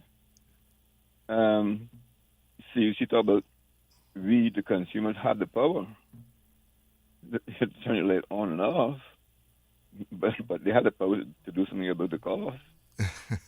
But again, they have to make their 15%. Yeah. I mean, what is so magical about 15%? Why can't it be 14, 13, 16? It's 15%. So no, I think the chamber has said it, and I think they should now get off their butts and do something about it. They have the wherewithal. There are a number of changes that could be made to our building codes that would make it easier and less costly to do good affordable housing. But you're talking about them, the chamber addressing it as an organization to provide. No, okay. They could do it sort of individually or collectively as some of the members. For example, if you took the Hotel and Condo Association, or just the Hotel Association, they hire a lot of foreign labor. Mm-hmm. Why don't they provide some housing for their people? We got 2 hotels that are probably opening before the end of this year. Where are those people going to stay? Now, Caymanians, the average person who has a house, builds on or convert a shade into a dwelling. It's not up to standard, but it's a place where somebody can rest their head at night. Keep the rain off of them. Right. Now, sometimes the standard conditions leave a lot to be desired, but know, they can cook and sleep and do whatever else. But no. Tell me something. What sector. would you call as far as affordable housing or that somebody would buy a house, right? How much would an affordable house cost? You have any idea? Chalo, I would say no, but okay. Put it this way now. See, I'm building some houses that will sort of suit more the middle income. Yeah. And those are going like up in $500,000. But they're just houses. Yeah. But a $500,000 house in Cayman's scheme of things, a $500,000 house is an affordable house? I would say no. It's affordable for some, but those persons that, if you go to the bank to apply for a mortgage, looking at roughly 30% of your income to be housing shouldn't cost any more than 30%. Yeah. 30, 40, somewhere around there, yeah. Yeah, I think it's 30. Whatever it is, a lot of people who are working in the sort of hospitality industry, the common laborers in the construction industry,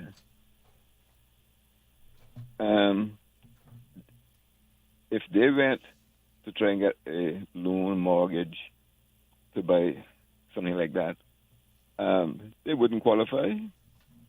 Yeah. So you have to bring the price down.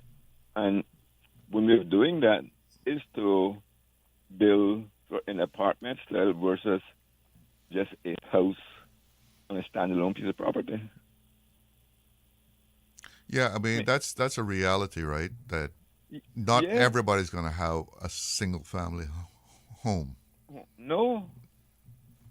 I mean, I often hear people saying, that's every Caymanian should be able to buy a house, but that's not being realistic. I mean, you're going to have to go into like a condo style, if you're at a certain level. Yeah, and it was probably two of the things that are most expensive in construction would be like your foundation and your roof, and if you do in apartment style, you reduce both your foundation and your roof significantly, your external walls.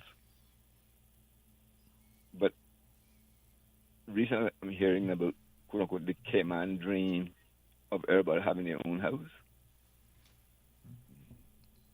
It's a dream, right? Yeah, it's a dream.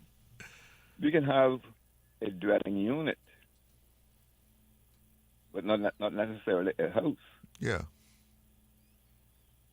And we could provide a whole lot more housing, affordable housing, inclusive housing.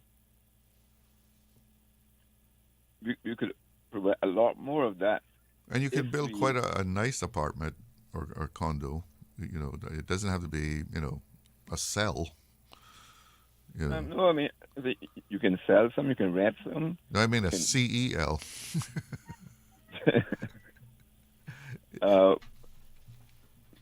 CEL, I'm not sure what the acronym stands for. No, like a prison cell. Oh. It doesn't have to be the size of a cell. No. You can build, a nice apartment. Yes. And you can do some external embellishments to make it look reasonable and compatible with the surroundings. You can also do nice condos, some condos like 3,000 square feet. You could divide that up into about 6 or 7 1 or 2 bedroom units. And you could also provide some housing within those complexes. In other parts of the world, X amount of their apartments have to be for affordable housing. In some places that happens, right? Yeah. If you go in and you develop a luxury condo unit or something, you got to do another thing that is affordable. Yes. For the general population. Listen, I'm coming up on 2:00. I don't know if you want to hold on or you want to wrap up real quick. No, housing is close to my heart, and I want to bring up and hope that the Chamber of Commerce will, try to get their members to do something about providing some housing that's mainly for their own members. And if each of those are quote-unquote subgroups within the Chamber membership did that, we would address the issue. Government wouldn't have to spend so much time trying to do it, and planning wouldn't be bugged them so much with these, what do you call it, after-the-fact applications. Well, listen, I got to go to the news. But listen, just hold on there because I want to speak to you off the air. Just hold on for me, okay? We're going to go. It's 2:00. Let's go to the newsroom. From Radio Cayman's newsroom, this is Headlines. The headline news is brought to you by Kirk Market. With your latest headlines, I'm Elizabeth Charles. Regulators have just given a homegrown crypto firm a powerful new role in safeguarding digital wealth. Digital asset services company RYKI says the Cayman Islands Monetary Authority has granted it conditional Phase 2 approval as a licensed virtual asset custodian, following a December 25th decision under the island's VASP regime. The move means institutional and high net worth clients can now store digital assets with a locally based, regulator-supervised provider offering bank-style safekeeping, OTC trading, and multi-jurisdictional structuring for the territory's fast-growing crypto sector. In international news, Panama's president has moved to reassure shippers and trading nations that ports at both ends of the Panama Canal will keep operating smoothly after the Supreme Court ruled a long-running concession held by Hong Kong-based Panama Ports Company unconstitutional. Until the ruling is formally executed, Panama's Maritime Authority will work with the Chinese-linked operator, but once the contract ends, a local arm of Denmark's Maersk will temporarily take over as the U.S. hails the decision as a win against Beijing's influence, and China warns its firms to rethink investments in Panama.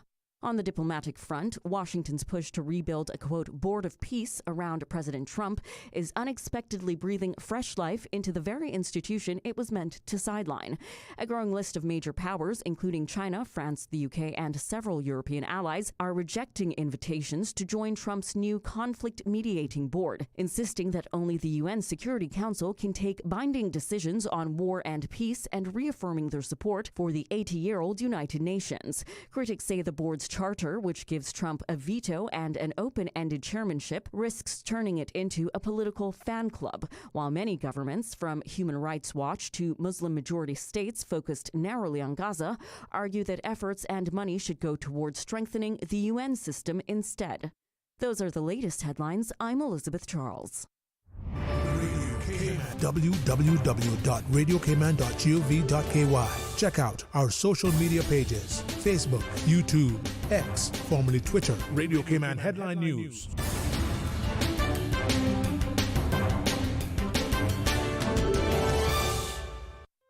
Looking for fresh, healthy food that's full of flavor?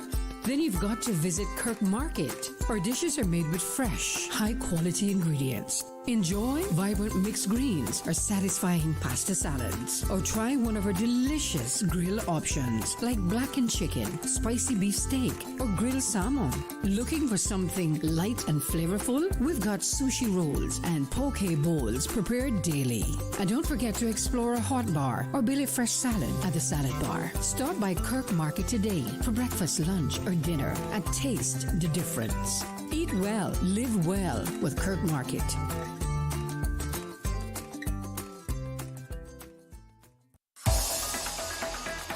Radio Cayman's Talk Today.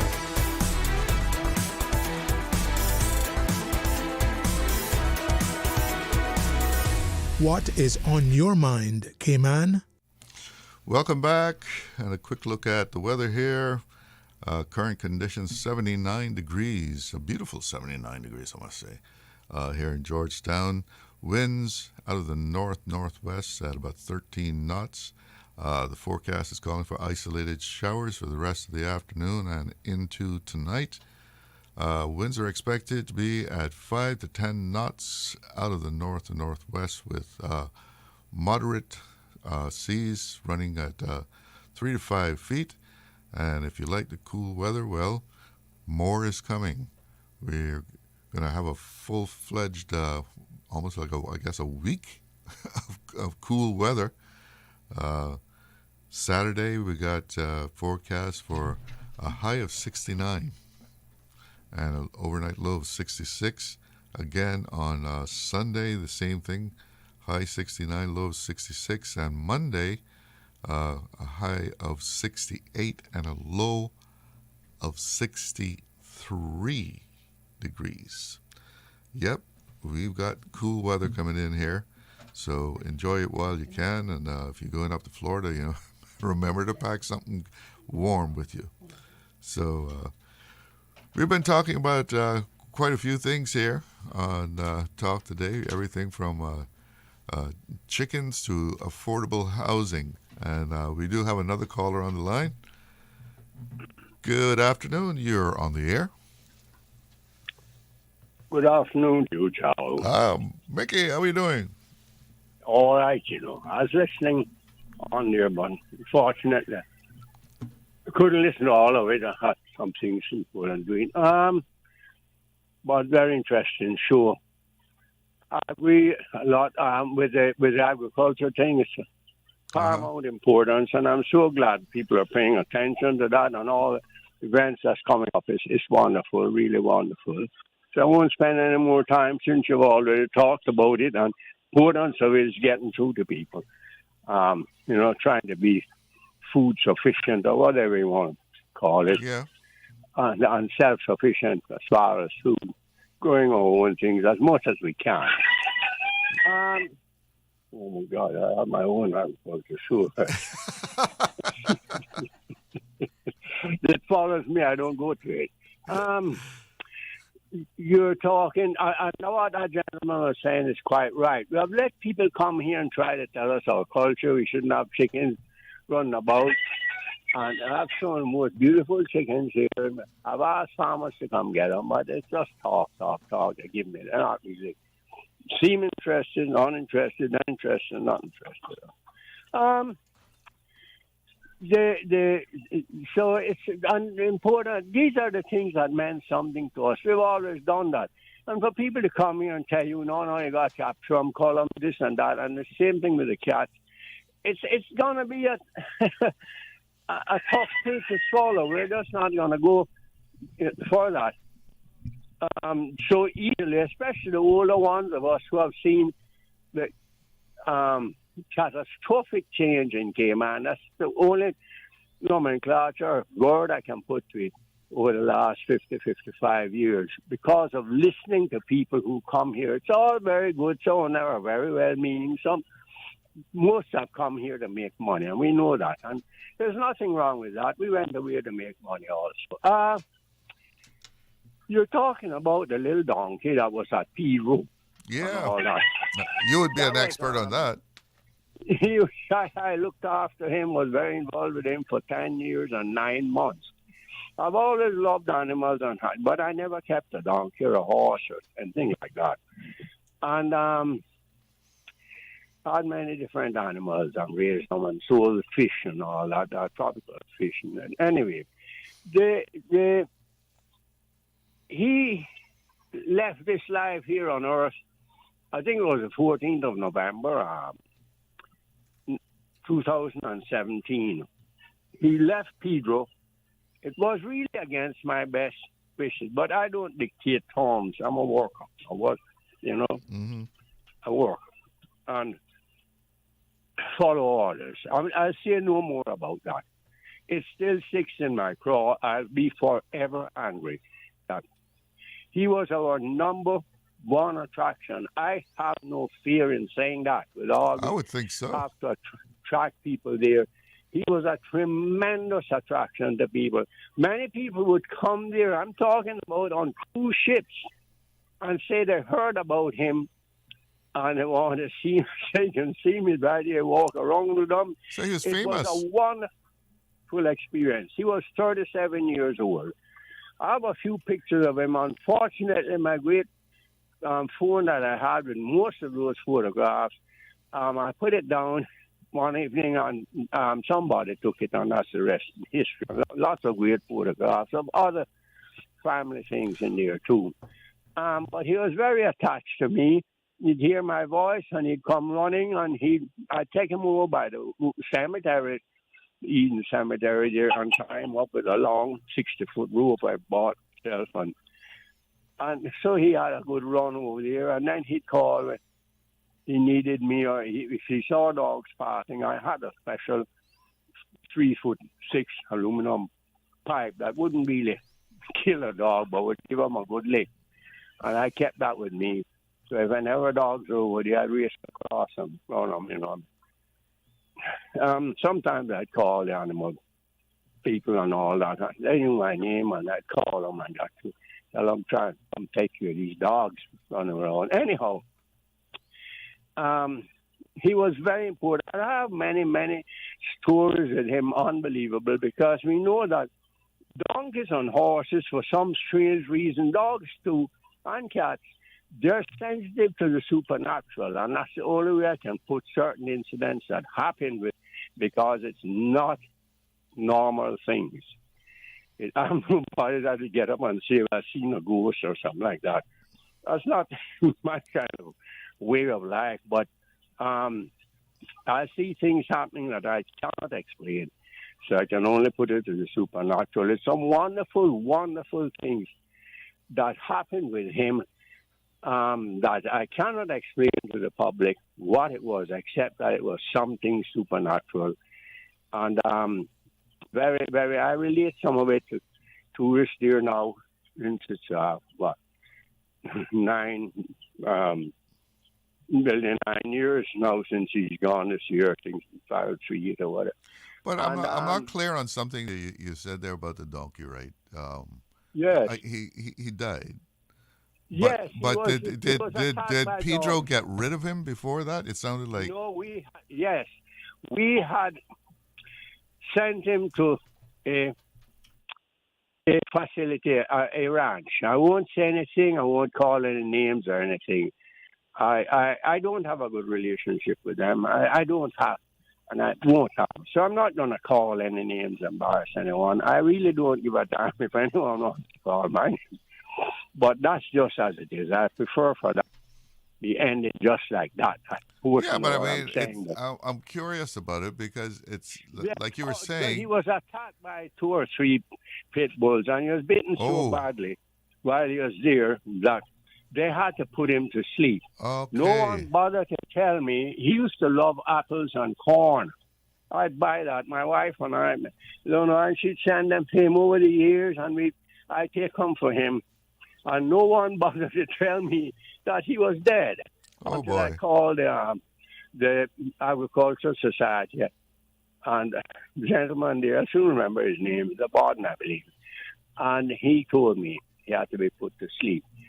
Anyway, from November, and that was in January, I was told that. So it was 3 months after, or 2 months after, that I knew that he passed. That's very, very disappointed and I can imagine. Very upset about that.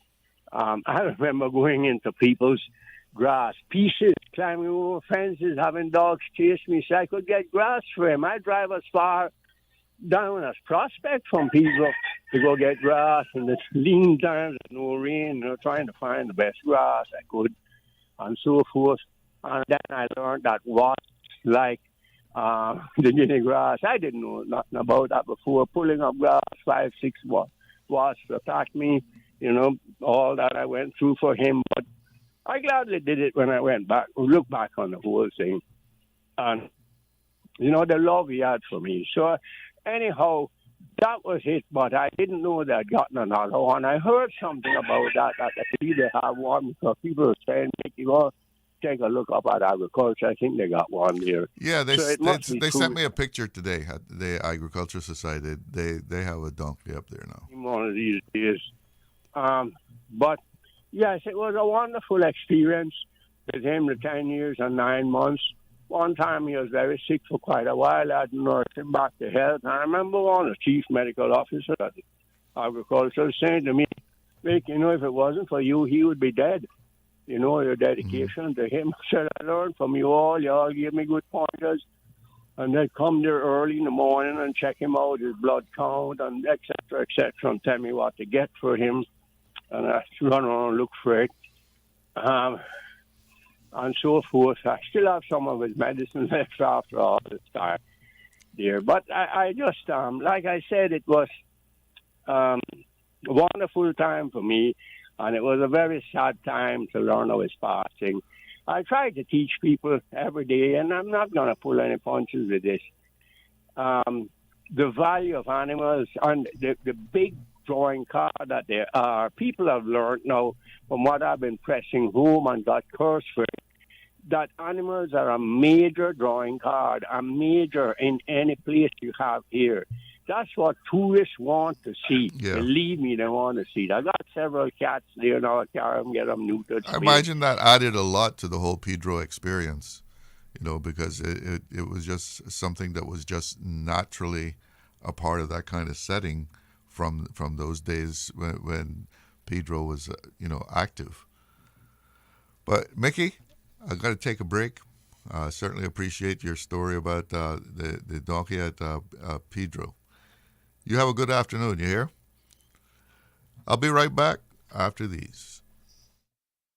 Did you know that Doctors Hospital provides urgent care services 24 hours a day, 7 days a week? And Doctors Hospital's urgent care physicians have access to the most advanced MRI and CT imaging in the Caribbean, providing reliable diagnostics when you need it most. When you need quality urgent care for an illness or injury, Doctors Hospital is here for you 24/7. Whether it's a migraine, chest or abdominal pain, shortness of breath, broken bones, or another urgent need, Doctors Hospital at the top of Walker's Road. Urgent care right now. If you or your loved one is facing cancer, only Sylvester will stand firmly by your side at every step, from diagnosis through survivorship, providing you and your family peace of mind and assisting with everything you need before, during, and after your stay with us. Sylvester Comprehensive Cancer Center is South Florida's only NCI-designated cancer center and specializes in treating the most complex cancer cases. Your first-class cancer care is just a flight away. Learn more at sylvester.org.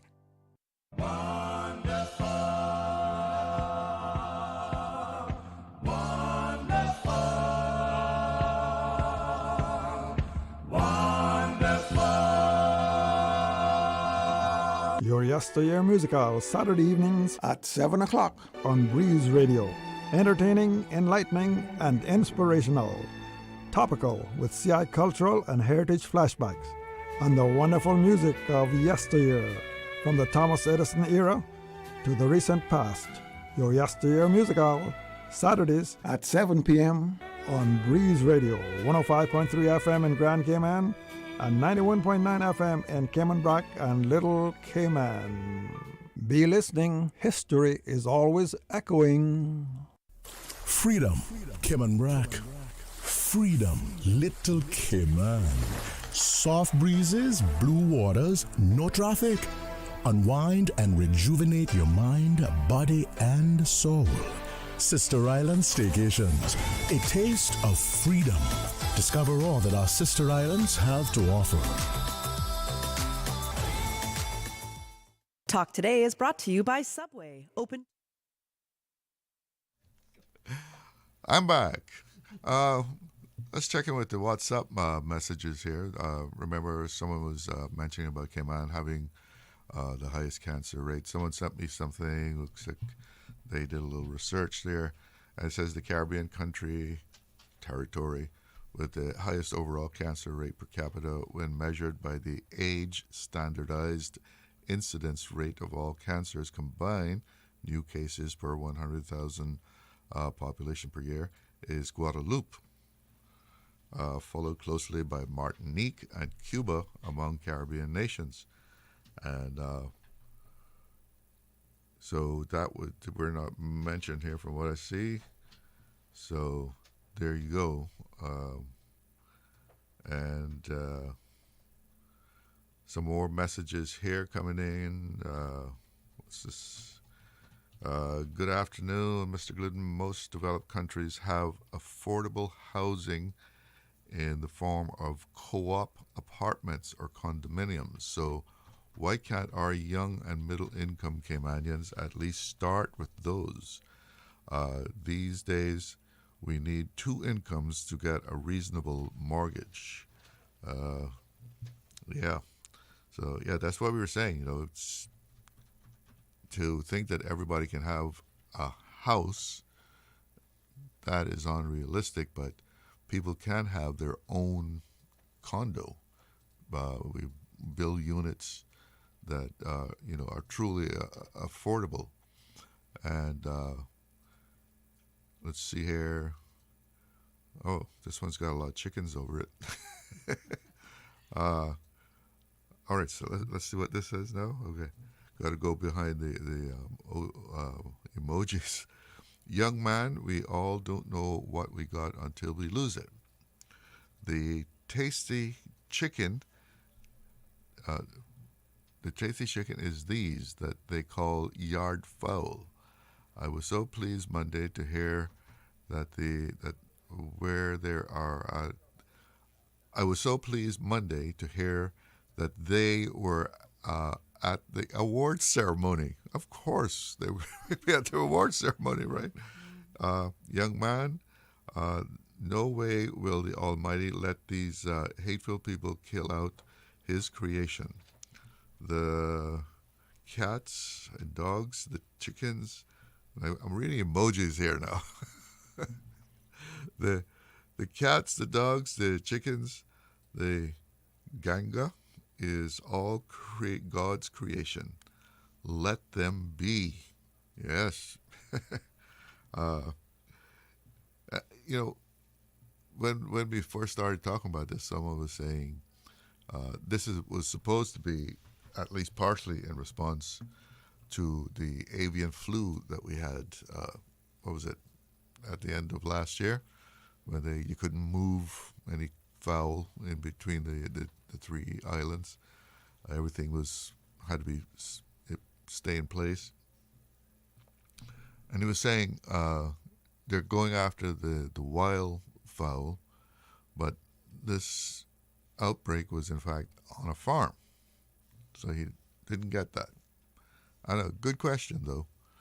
And another thing, we also had a caller that we're talking about the use of these wild fowl, to be used in a positive manner to actually supply food. And we had a caller that was telling me how he eats the wild fowl, and he snares them, right? He sets a snare out, puts some sand over it, I guess put something there to attract them, and when they step into the snare, he hitches them and catches them and kills them and has himself a delicious chicken dinner. And he has no problem with how they taste. They taste good, he says. So, yeah, there's some possibility there, some potential for all these wild fowls to supply some nutrition to people. And I can remember as a child in West Bay, chickens just ran wild. We didn't have them cooped up, but they were out in the yard. And I can remember my grandmother, they catch it, and she had a left hand there that she could execute a chicken with one flick of her wrist, and boiling it, feathering it, and by that evening we were enjoying a chicken dinner fit for a king. So chickens running wild, and if you look, you see some eggs these days, and they say, free range chickens. That's what we had. Free range chickens. Just running around, eating natural things, and also feeding us. We have a caller on the line. Good afternoon. You're on the air with Talk today. Mr. Glidden, how are you? I'm fine. Yourself? Oh, still enjoying this nice, beautiful weather. Oh, it's nice. We're going to get more of it. Supposed to be December weather, right? But it's January, unfortunate. Charles, my good friend from West Bay was on the phone with you earlier making some comments. Well, he was on quite a few topics, but one was about the chickens, right? Mm-hmm. And I just want to add my 2 cents to what he was saying about, the government got so much property on this island. I mean, when I was growing up, every Cayman family had chickens in their yard, right? Yeah, definitely. All we could afford. Sometimes, if we had rice and beans, not brown rice and beans. Uh-huh. Nowadays it's brown rice because you can count the beans that some of the places put in the so-called rice and beans. So I call it brown rice. If we as Caymanians, when we were growing up, had, let's say our mother made a pot of rice and beans for the Sunday, I mean, that was our treat. No meats or no nothing like that.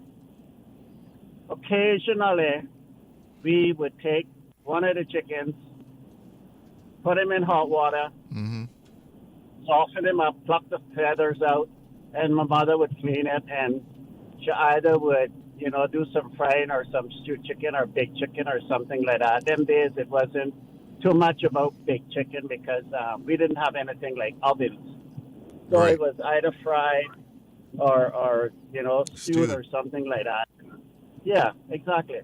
And all the government has to do with all of this property, I don't know why they don't just put there. I'm not commenting about this government. This didn't start it yesterday. Yeah. This has been going on. This has been going on now for decades. And the same thing regarding the 7 Mile Beach with the beach access and all this. Another thing has been dragging along, right? So I'm not pointing or blaming this government for anything, but the past government, this is why I say they have failed us. Why, with all the property, these are the ideas that we need politicians to come up with. We need them to look at the history of this country, how it was founded, right? How we were raised, what we ate. We ate off the land, sweet potatoes, and, whenever you get cassava, pumpkin. Tell me how often you go in these restaurants and you see a piece of that. Not anyway, very. Charles, my point is the government got this property. Why don't they put a farm somewhere out, right? Give some Caymanians that they claim that is not capable of working, right? Put them out there. All of these hens and stuff that now they're feeding, because you go to the horticulture department, the feed is cheap as dirt, right? The government wouldn't have to purchase it.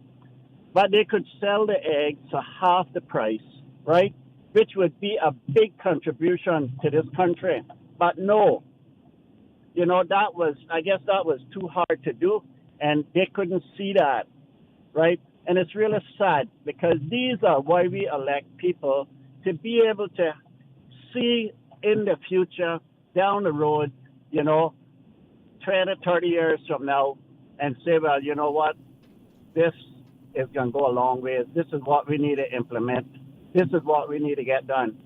But, nothing like that has happened over the years in this country. That's why we failed, and that's why we're in the mess we're in today.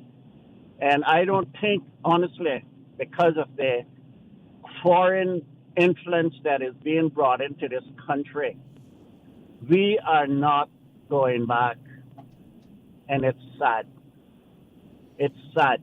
And I don't think there'll be any Caymanians would not agree, because they see the same thing I see. They feel the same thing I feel.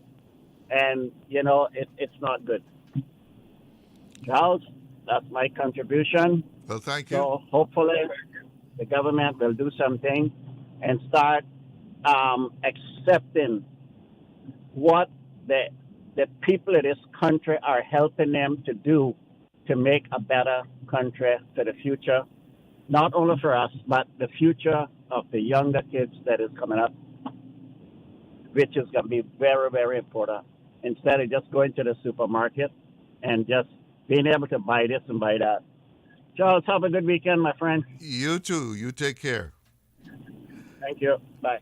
Well, let's see if we couple of quick WhatsApp here before I go, and this one was about Mickey's got a little story about the donkey. He says, "Oh my, what a heartbreaking situation! Oh my God, hearing this, Mr. Mickey, breaks my heart.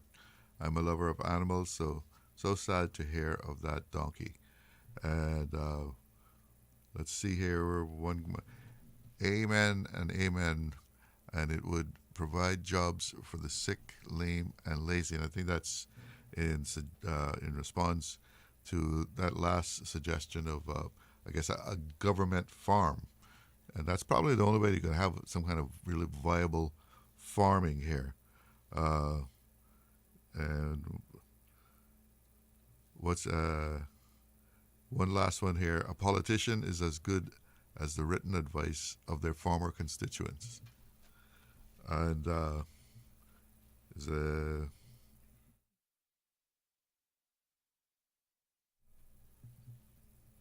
I was looking for another one here, but I'm assuming I'm not getting to it. Charlo, just I think it's from the same commentary. You see yes, it on the yes. computer? It says, "Good afternoon, Mr. Glidden.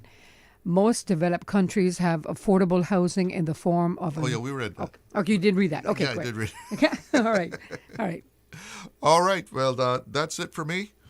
Thank you all for tuning in and calling in. A lot good thoughts there for this afternoon. Let me tell you, have a good, cool weekend. Enjoy the weather. I'm Charles Glidden. One love. Talk Today is brought to you by Subway, open 24 hours in Countryside, Anderson Square in Georgetown, and Centennial Towers in West Bay. And by the Ministry of District Administration, explore your history, explore your land, explore your sister islands. And Cayman Airways, call them on 949-2311 to book your nonstop flights to Los Angeles and Panama. And Doctors Hospital, peace of mind is important when life happens. Doctors Hospital, always there for you. Call 949-6066.